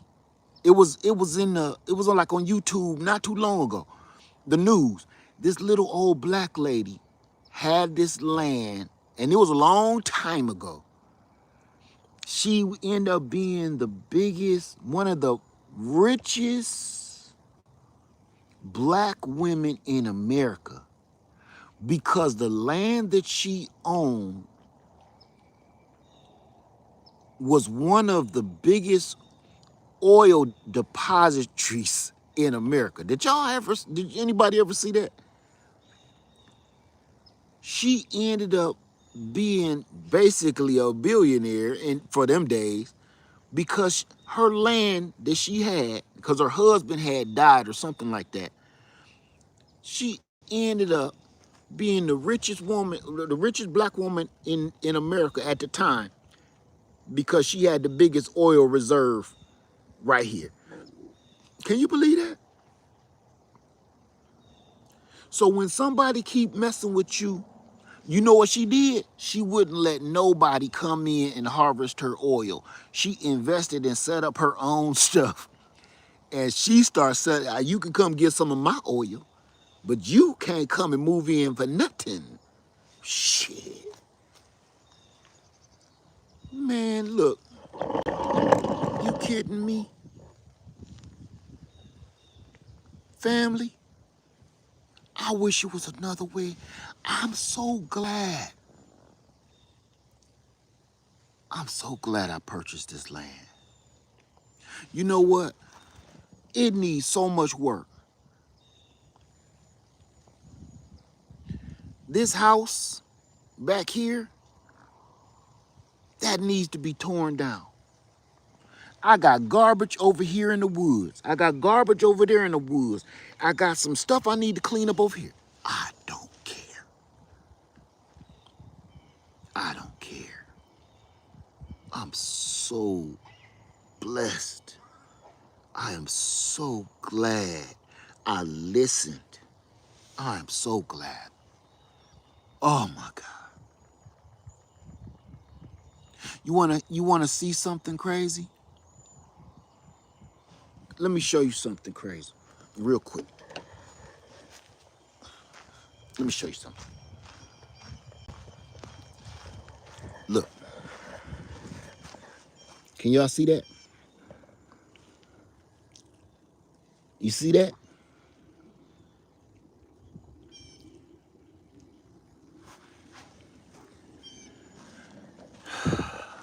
I got a flat tire. You probably asking yourself, what the hell is you showing us a flat tire for, Led? I'm showing you that flat tire because I told my wife, I said, baby, I got a flat. I don't know what I rolled onto or whatever. She said, where are you? I'm about to come and get you. Now, for my wife to come from home to come to Freedom Acres, that's going to take forever for her to get to me, right? Guess what I said? She thought I was stranded on the road when I told her I got a flat. I said, listen, I need you to hear the story because it's powerful to me. She said, oh my God, okay, well, I'm not gonna go to practice. I'm on my way. I said, no. I said, I'm at Freedom. She said, oh, good. You know what she said? Oh, good for a meaning. I don't have to stop what I'm doing. I know you're okay. Think about that. I'm not on the side of the road with a flat tire. I'm on the land with a flat tire. And I told her it's gonna take me some days to get this together because ain't nothing around here. She said, okay, I'm glad you told me. Just keep in touch, let me know everything is okay. You didn't hear what was said in that conversation, did you? That's right, you did, Tony. I got everything I need. My wife, in those words, saying, I know you're safe. I know you're okay. I know you're not in harm's way. I know that everything is gonna be okay. You said you are on Freedom Acres. You're okay. I can stop worrying. Now you tell me, where else are you going to get that at? I don't need no food. I don't need no water. I don't need no shelter. I don't need no heat. I don't need no air conditioning. I don't need no clothes. I don't need no medicine. I don't need nothing. I don't need no protection. I don't need anything. Because I got it all here. I don't need no tools, nothing. So you may have heard what I just said with my mouth, but you must not have heard the message. Man, that's hard to find these days when you get in a pinch. When you get in a pinch, that's gonna be hard to find these days. Somebody that's really out there that's gonna really truly help you. Or you in a pinch and you be like, I'll deal with that tomorrow. Yesterday, I was about to leave to go back home because I had got done building the pig pen. And when I went to my truck, I seen my truck leaning like that. And I went and looked at that tire and it was flat. I shook my head and I knew it's dark, it's getting dark. I'm not about to go mess with that tire in the dark, and it's warm here. So the red ants done start coming out, the fire ants done start coming out. Yesterday was 70 degrees. So I'm not about to lay on no ground or mess around on no ground trying to fix no flat tire. I'm going in the house. I'm gonna go in here and make me a sandwich. Make me some lemon water. Drink me a little olive oil. I'm gonna sit down, I'm gonna cut on YouTube, and I'm gonna relax. I'm gonna wash up, put my pajamas on, and I'm just gonna sit back and chill and enjoy. Because now that my work is done, I can sit back and look at this, man. You kidding me? Okay. Do you think that this is fake? Did y'all hear that pig just scream? That's a good sound to me. You heard that pig just scream, did you? Let me tell you why you heard that pig just scream. Because I ran that electrical fence yesterday. I spent all day running that electrical fence. Right? I got some stuff done, man. I'm telling you. I'm sitting here and I'm not even thinking about touching that damn tire right now. I'm about to go in here and make me and my puppy some breakfast. I might not even touch the tire today at all. Like today, all day. I might not do nothing. I don't gotta be nowhere because I don't owe nobody nothing. If my wife ready to see me, she can make her way out here and she'll be home. It don't get no better than that, man. I wish I wish that things weren't so crazy. I would love to take you on a hike through my woods like I did a while back. What was it, last year, year before? I would love to just take you through all of the woods. Hey, T-Nog, what's going on? T-Nog, we need to talk.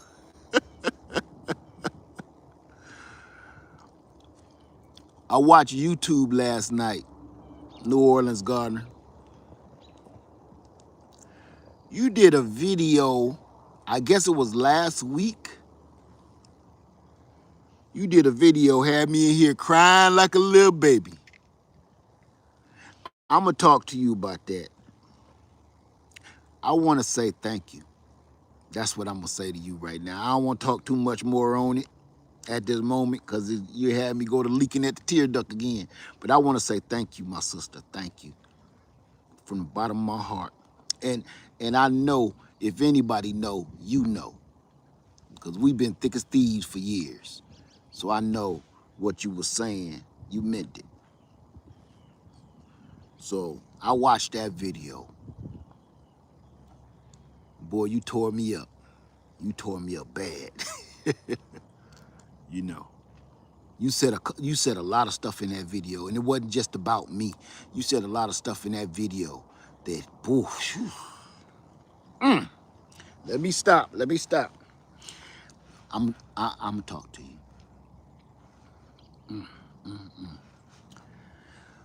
Y'all, hey, look, you getting a little too familiar. Hey, what you think this is? Hey, ma'am, miss, excuse me. Look at this. Hey, come on out of there.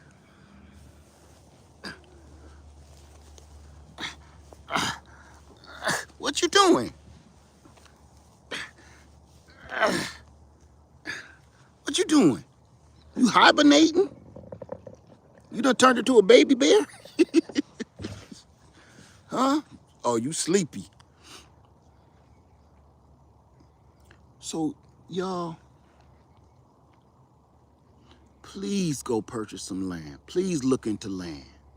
Please.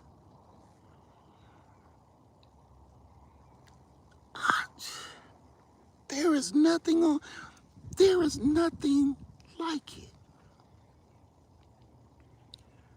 They got us addicted to a lie.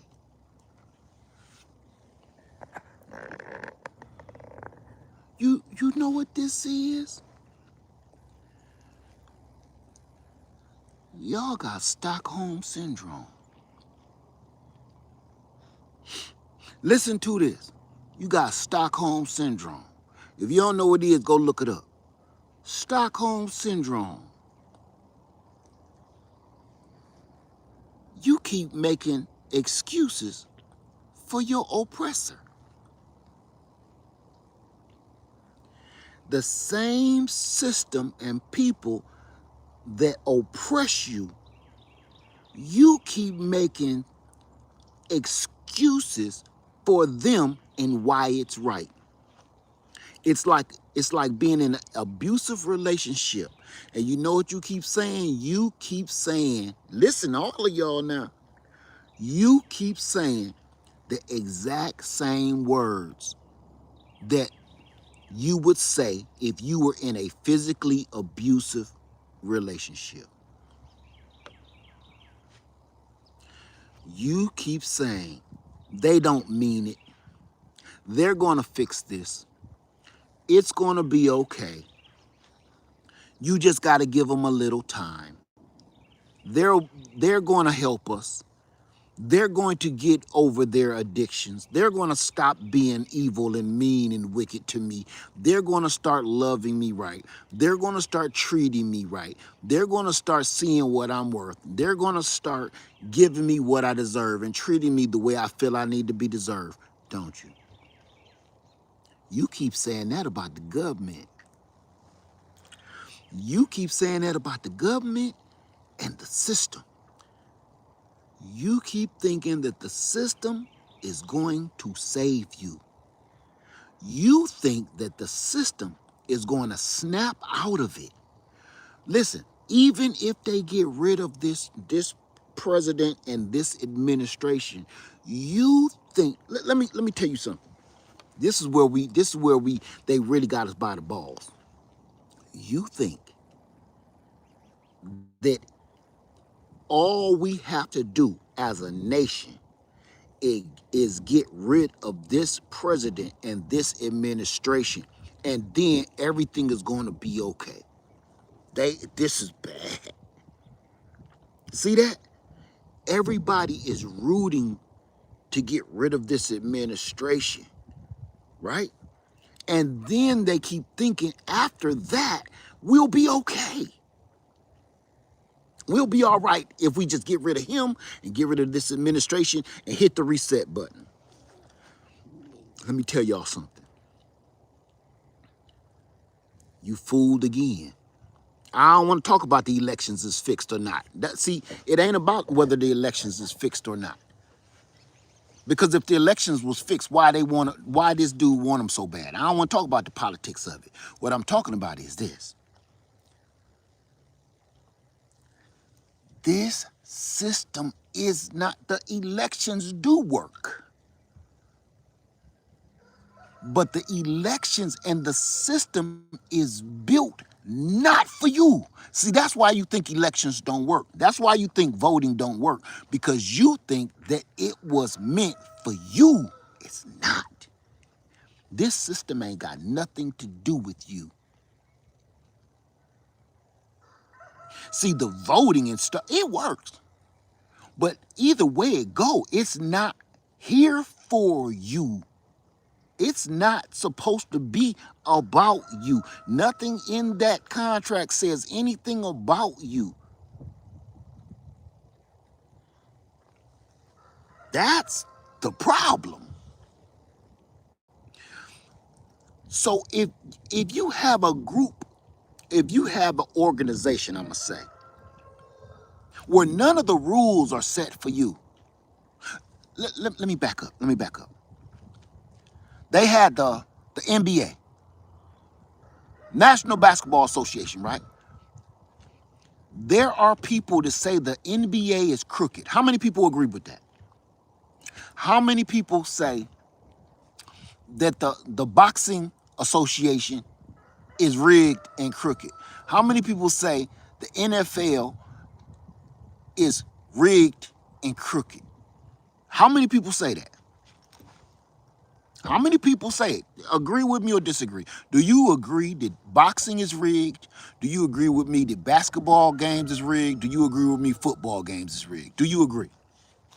Sports in general, do you agree or disagree?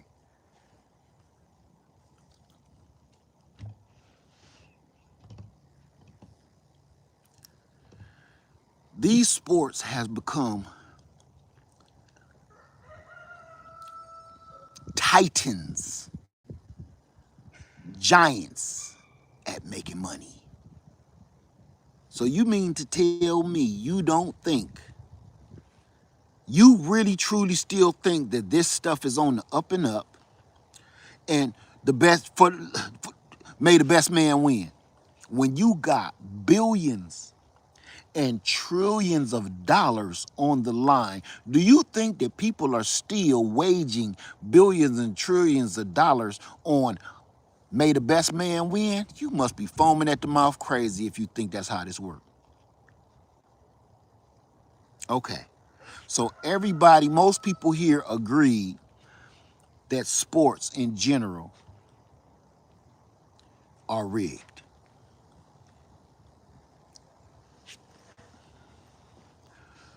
So as much as I don't really care for this dude no more. I'm not even gonna say his name because he just makes my stomach turn when I see him now. As much as I like his music, I'm gonna say there's a rapper. There's a rapper, and please don't say his name, because man, I'm not feeling him no more. He ain't as smart as I thought he was. There's a rapper that said, you know what? NBA is rigged. I'm gonna make my own league.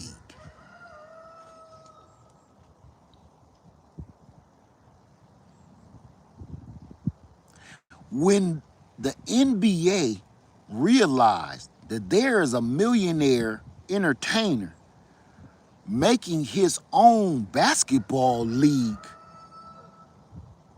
oh, we gotta stop him. We gotta stop him right now. We can't let him go back to may the best man win. We can't let that happen. Oh Lord, that'll be the end of us. We can't let our draft picks go back to the hands of the public. Oh no, we'll lose.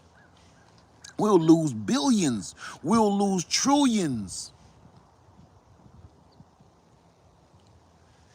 So they did everything in their power to make sure that this rapper's league is not publicized the way it should be. It's not promoted the way it should be. What he's trying to do, what he tried to do, was give the sport back to the people, and not to the investors.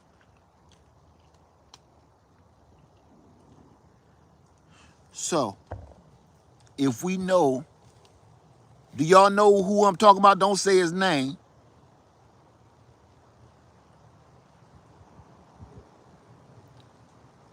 Here's the deal. This system is the same way. It's rigged. It's not put here for you. This system, thank you, precious SoCal Gardner. This system is set up for the rich to stay rich and the poor to stay poor and the servants to stay servants. This is not for the people. It's not for you. It's not for you. Them is just words they said. This is not for you. So when you realize that somebody got their thumb on the scale, do you keep on putting your gold on this same scale? Do you keep putting your harvest on this same scale that they got a thumb on? No. I answer it for you. No. You go get your own damn scale. And you weigh your harvest on that scale. What I mean by that is, man, pull away from that, what they got set in place to rob you from the cradle to the grave. From the cradle to the grave, they robbed us.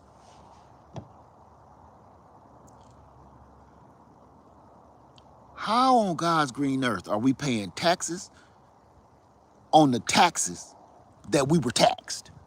It don't even make no damn sense. How are you paying taxes on the taxes that you were taxed?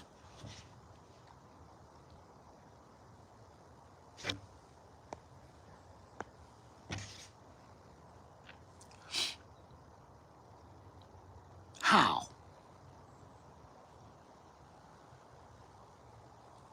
And everybody is okay with this shit, man.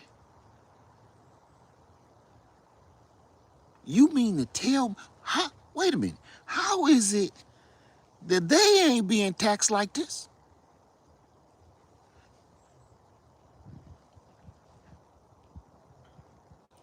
This is a whole bunch of do as I say, not as I do in this country. And we just go along to get along. And until you figure out, man, you need to go on and do your own thing. That's the only way you gonna listen. The only way you're gonna find freedom, the only way you're gonna find happiness is once you start. How can I put this in work? Start making dealing with society second. Start making your own peace and freedom first. That way, look, here, I can be here. I could be here for the rest of my life, right? Say I get bored for some reason. I think I want to go to the mall. I can go into the mall. I can go back into society.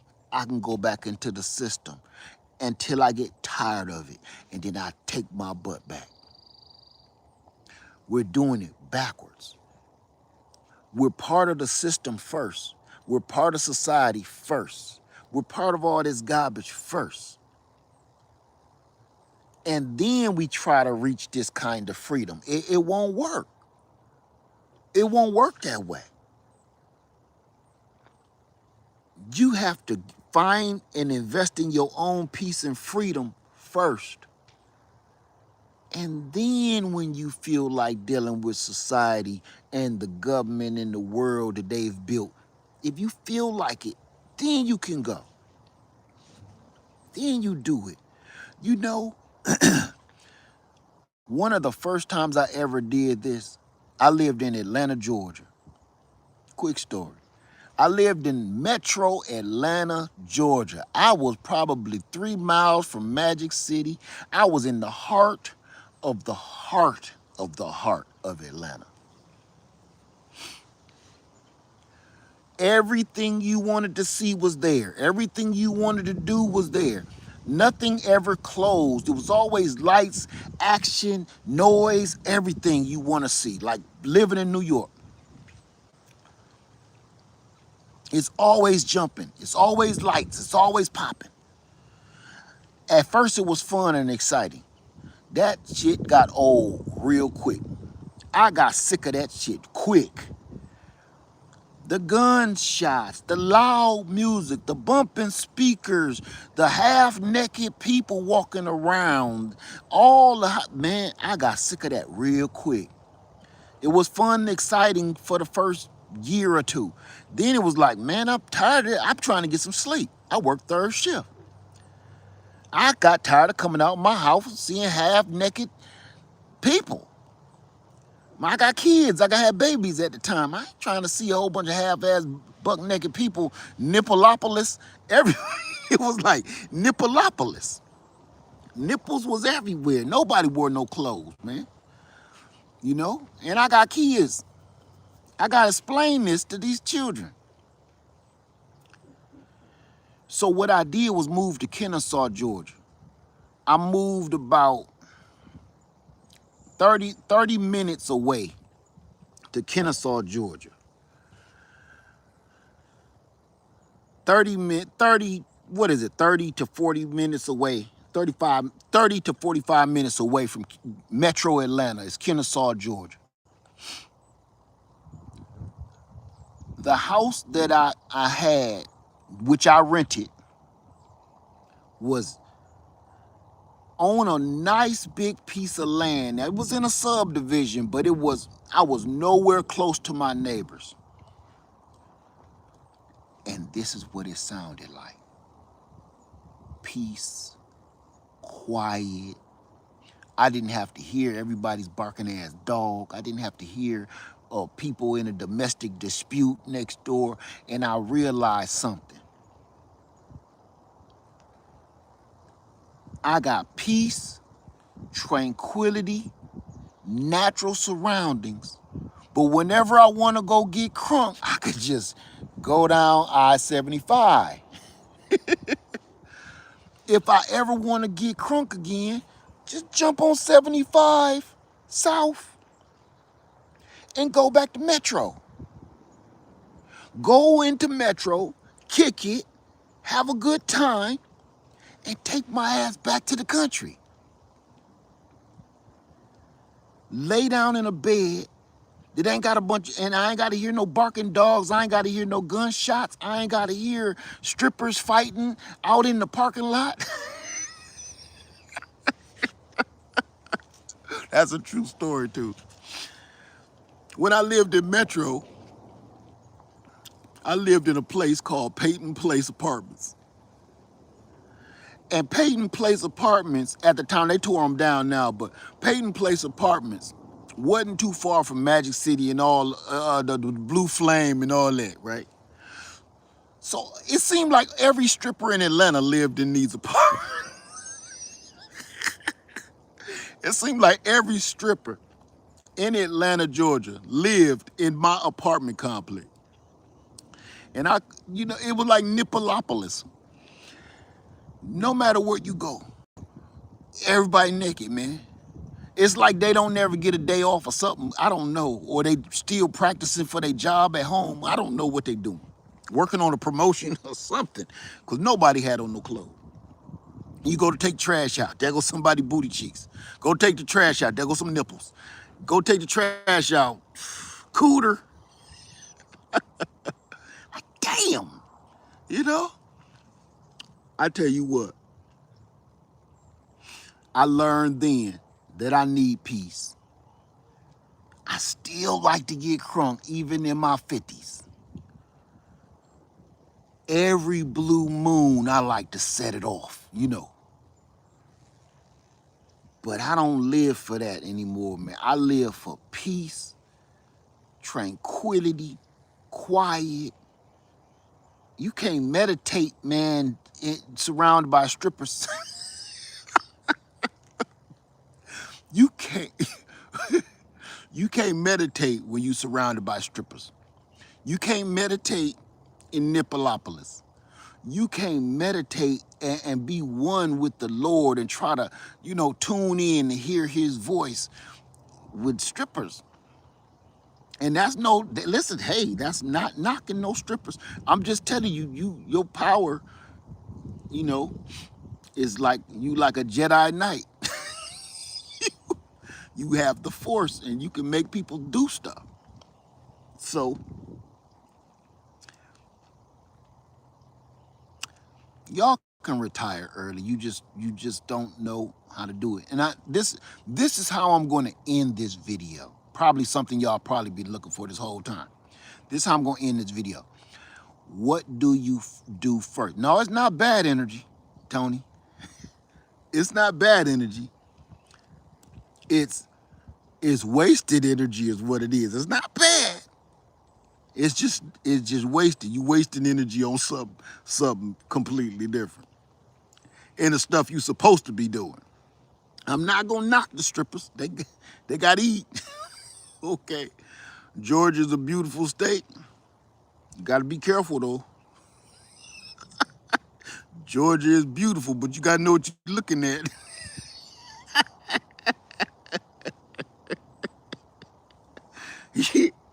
You gotta know what you're looking at now. Don't just go in there with no blindfold on, okay? You better do like Ray Charles.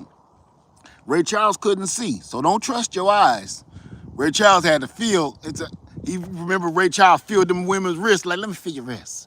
Let me feel your, yeah. Oh, yeah, okay. Ray Charles had to feel them to figure out what he looking at, because he couldn't see. So, yeah, Georgia is a beautiful state. But you better be careful. You're going to be singing the crying game. You better be careful. You better be careful. I remember back in the day, and this is just getting off on a tangent real quick. Back in the day, remember everybody got on Eddie Murphy. Eddie Murphy about picking up that young man on the side of the road. Y'all ain't never been to Atlanta. Eddie Murphy said, man, I ain't know. I believe him. I believe him. Everybody's like, ooh, Eddie Murphy picking up a little dude on the side of the road dressed like a woman. Eddie Murphy picking up, Eddie Murphy into that business. I don't believe it. I believe Eddie Murphy. Eddie Murphy said, man, I didn't know. I am with Eddie. Because you won't know. You won't know. He didn't do the Ray Charles. I was just giving this young lady a ride to the house. Eddie. So I'm going to close this video with this, y'all. This is going to answer a lot of your questions. How do you start to purchase land? You say, not crying game, but that's real. I love Atlanta, man. I love Atlanta. But you better go there with the right agenda. Don't go there and be thinking you about to go party and it's going to end up normal. You know, you may end up on Maury Povich. So, you know, walk with caution. What do you do? What's your first move to purchase land? I keep getting this question, and I'm going to answer it. Me and my wife came up with 5 steps. My wife is a estate agent, certified. What's the first thing you would do to purchase land? The first thing I'm going to say that you should do, I don't have my list in front of me because it's at home, it's not here with me. The first thing I would do to purchase land is either have money saved up to purchase land or go get approved for a loan for the land. That's the first thing before you go start doing anything crazy. And I'm going to tell you why. The second thing, and then it might even be the first thing, is to start window shopping for land. Looking around for land yourself. Looking on Facebook Marketplace. Looking on Zillow. Looking on Realtor.com. And looking at all and doing drive-bys of property that's for sale by owner. That's what you should start doing. Once you find something that you're really interested in and you really like, then go, and if you got money saved up already, you can skip this part. But then you go and try to get a loan and see how much you're qualified for. Then, and only then, I would say, please go get a real estate agent. Do not do this on your own or you will be effed. Go get a real estate agent. Why, Led? They cost so much money. Let me tell you something about getting a real estate agent. If you go in and try to purchase land or a home without a real estate agent and you don't know what the hell you're doing, you may buy this land cheap and you don't even realize they got you. The land probably got a lien on it. The land is unusable. The land is not going to give you what you thought you was going to be able to do on it. The real estate agent researches all of that stuff for you. She's like your lawyer. He's like your lawyer. They're there because they have a job to do, and their job is not just to their job is not just to show you places for sale. Their job is to guide you through this and help you find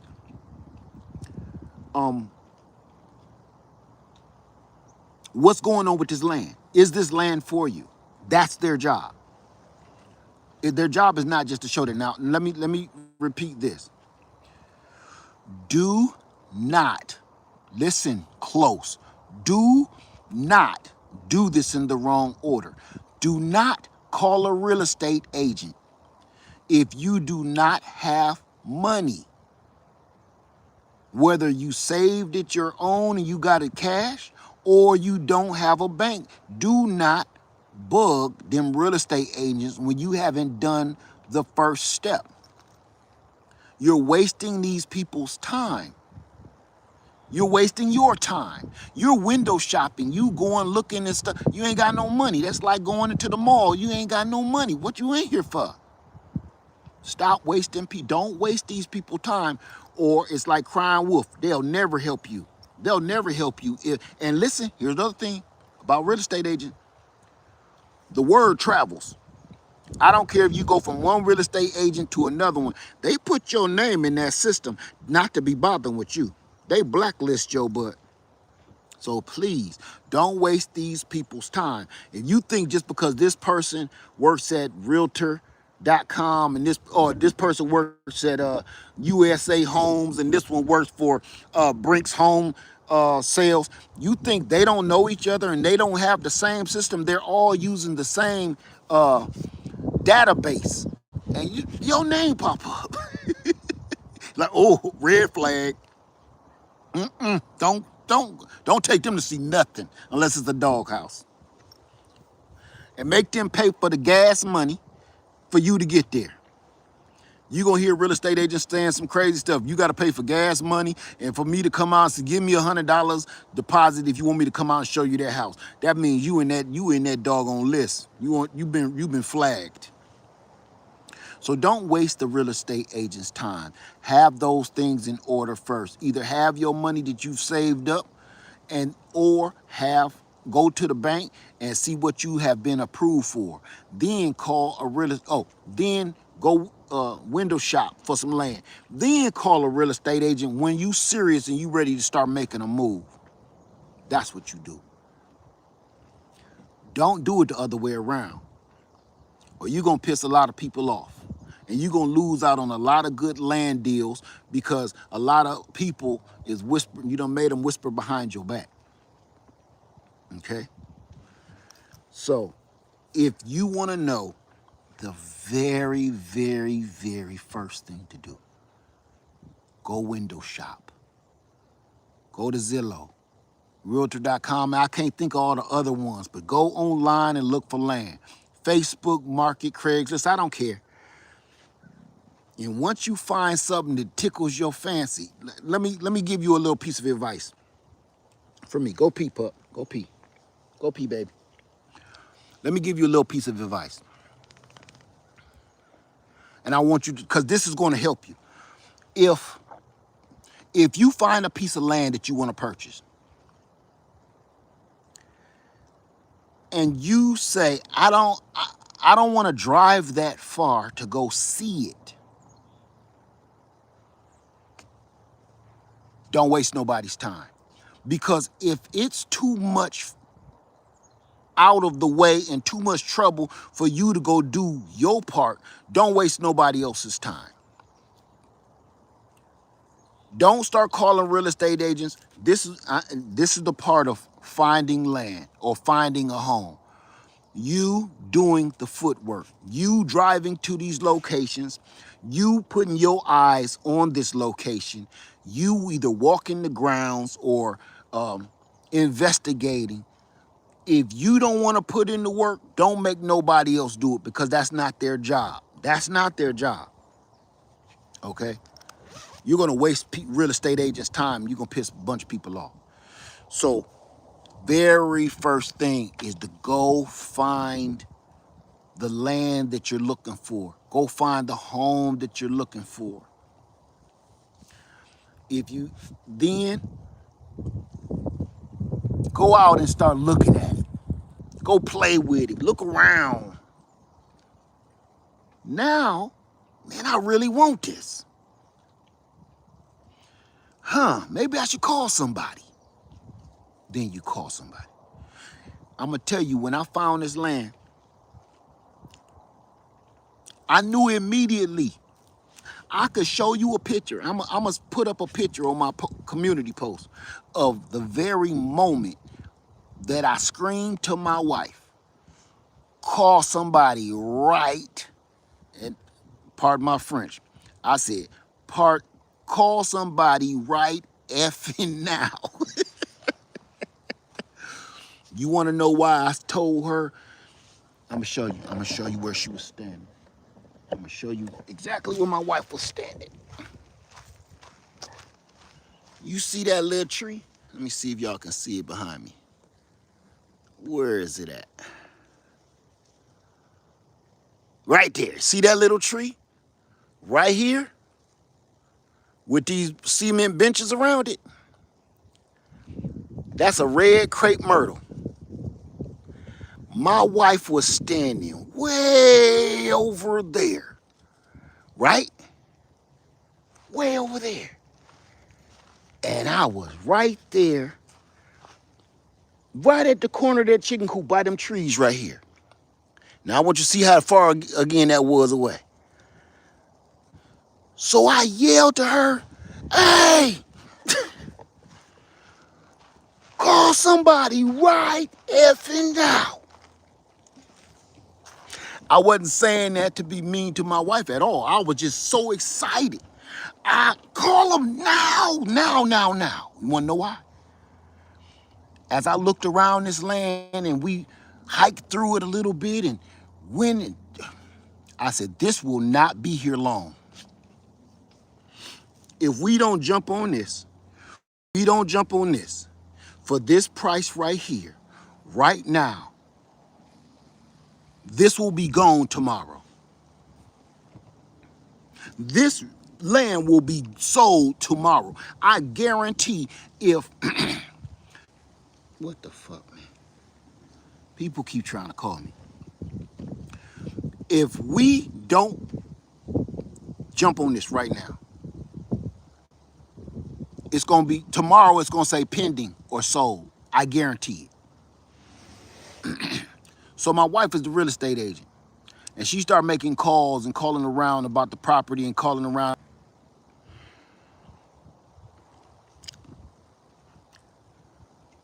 Calling around and making arrangements. I'm sorry, y'all. I'm sorry about that. I keep getting these calls, man. It's crazy. Calling, making arrangements and everything. And let me tell you something.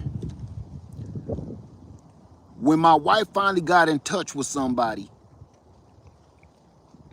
the people said, wow, this must be a hot property. This is like the I forget how many calls they had in the last couple of hours. Can't believe that. Want to hear something else? This land was only on the market for 5 days. This land was on the market for 5 days. 5 days. 5 days this land was on the market. And we jumped on it. And if we didn't jump on it, while we were in there talking to the people, people were calling about it. They didn't have to, they had them on speaker. We could hear. So get this. Let me see. Urban says, Lead Farmer, when you said be ready, you are not kidding. I lost out on 2 pieces of land because I did not jump on it. When you know it's time, when you know this is yours, when you got that feeling and you did the work, do it. Don't second guess it. Don't second question it. I'm going to tell you why. If you second guess it and say, I'm going to sleep on it, I'm going to wait, I'm going to see if there's anything out there better. When this land, I know this is going to sound so whack, but this is the truth. This land will speak to you. I know, corny Led, that's corny. That land gonna speak to you. That's why I say go put your feet on the land. Don't look at pictures, because all they're gonna show you is pictures of trees, maybe a little pond, a little stream or something.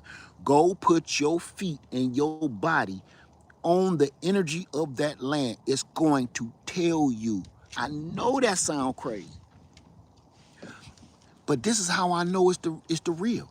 Every other piece of land that I stood on, I didn't get that feeling. I just really liked the land. I really wanted the land, but the land didn't speak to me. I told y'all about this one that was like a kind of really swampy. I loved it. It was 20 acres. I loved it. I wanted it. My wife didn't like it because it was by, I ain't gonna talk about that part. It was by something we didn't agree with, we didn't like. But even though it was a lot of land, it was cheap, I had the cash for it, the land still didn't talk to me. The land didn't say, this is yours. It didn't do that to me. It didn't make my heart thump. It didn't, I know this is sound corny, but please deal with me because I don't know another way to talk about it. When I stood on this land, my heart started thumping. Like something is about to come and get me. Like I need to start running. You know what I'm saying? Like I heard gunshots in the background. When I stood on this land, man, I got emotional. I can't explain it. But it was like I gotta hurry up. I felt the sense of urgency. That's what it is. I felt the sense of urgency. And I couldn't control my heart rate. And it ain't had nothing to do with that Twinkie I ate earlier. I couldn't control myself. And I yelled out, call somebody right now.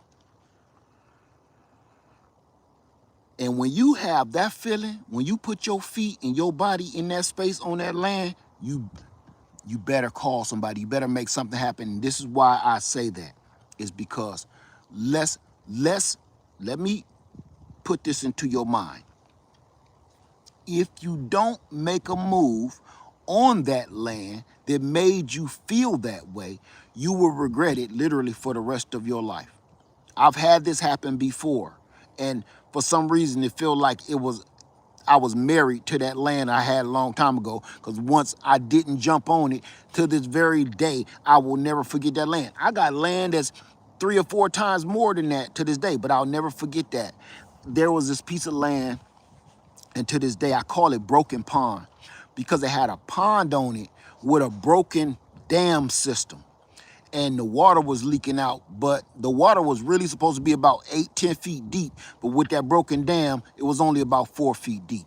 So I called that land Broken Dam, and it was like 5 acres.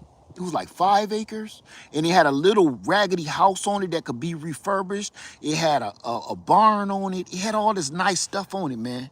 And I had the money, and you know what I said? I'ma sleep on it. I waited maybe a week, maybe 2 weeks, couldn't find nothing better than that. I went back to see that it was sold. I was sick. I was literally like ready to puke, sick. And I never forgot it, but that's like that love that you lost that you will never be patched up again. That's felt like I lost a loved one, man. You get that feeling and you jump on that land. If you jump on that land, you can only win. You won't waste your money. Let's say this. You buy that land, you turn around and you find something better, like, damn, I should have waited. You won't lose. You know how? If you don't jump on that land, you lose. If you jump on that land when the spirit hits you like that, and say down the line, you don't want it, you can sell that land and get every last cent of your money back. There's no losing when you purchase that land. There is no losing. If you jump on it and you really truly got that feeling, you got emotional, okay? It just don't work no other way. If you, in the long run, you find out like, maybe this wasn't for me, you can sell it and get every red cent of your money back and probably more. But if you don't jump on it, you just lose. Buying the land, you don't lose anything. If anything, you're gonna gain. This will never be something that you cannot sell and profit off of. See, this land is like a guarantee return. Land is something that you invest in, and if it end up not being for you, man, it'll sell that quick. And you will make every cent of your money back, if not more. Everybody keeps saying, buy gold, buy gold, buy gold. And I'd be like, cut it out, man. cut it out. The only thing other than gold prices fluctuate. Gold prices fluctuate. Land prices don't. Land prices only increase. Gold prices go up, go down, go up, go down. Silver go up, go down, go up, go down. Bitcoin go up, go down, go up, go down. Land prices don't. Hey, Analytic Garden says that's how I felt about our home, and we get offers weekly for it, but we never sell. They gonna always try to buy it.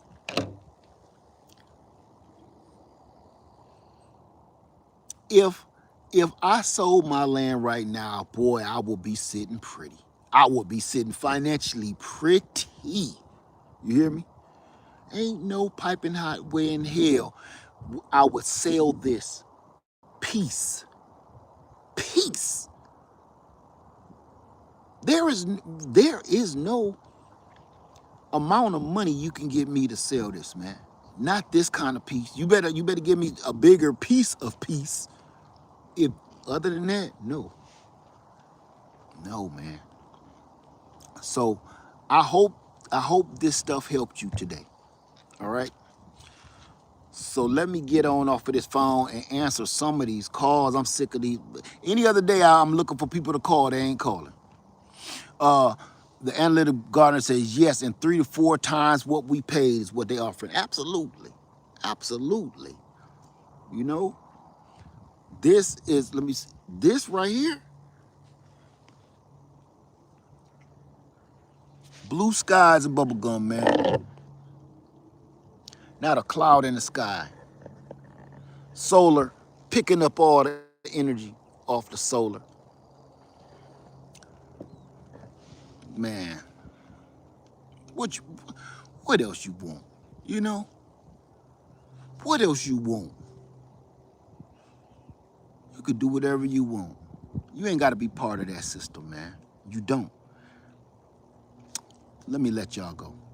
Everybody, enjoy your day. Enjoy your Friday. I might even come back on a little later so I can answer some of these questions because I know I'm going to have some questions in the comments. All right. Thank y'all for stopping by. Everybody, I'm sorry I didn't get a chance to talk to nobody, man. I'm emotional. I'm all passionate. And it's I don't want to take out the guns. Let me see. Say it's, so good, Gardner. What's up, brother? Say it's hard to paint a true picture of paradise. You can't. All right, patient saint. You can't, man. The only way you'll understand it if you were sitting right here next to me.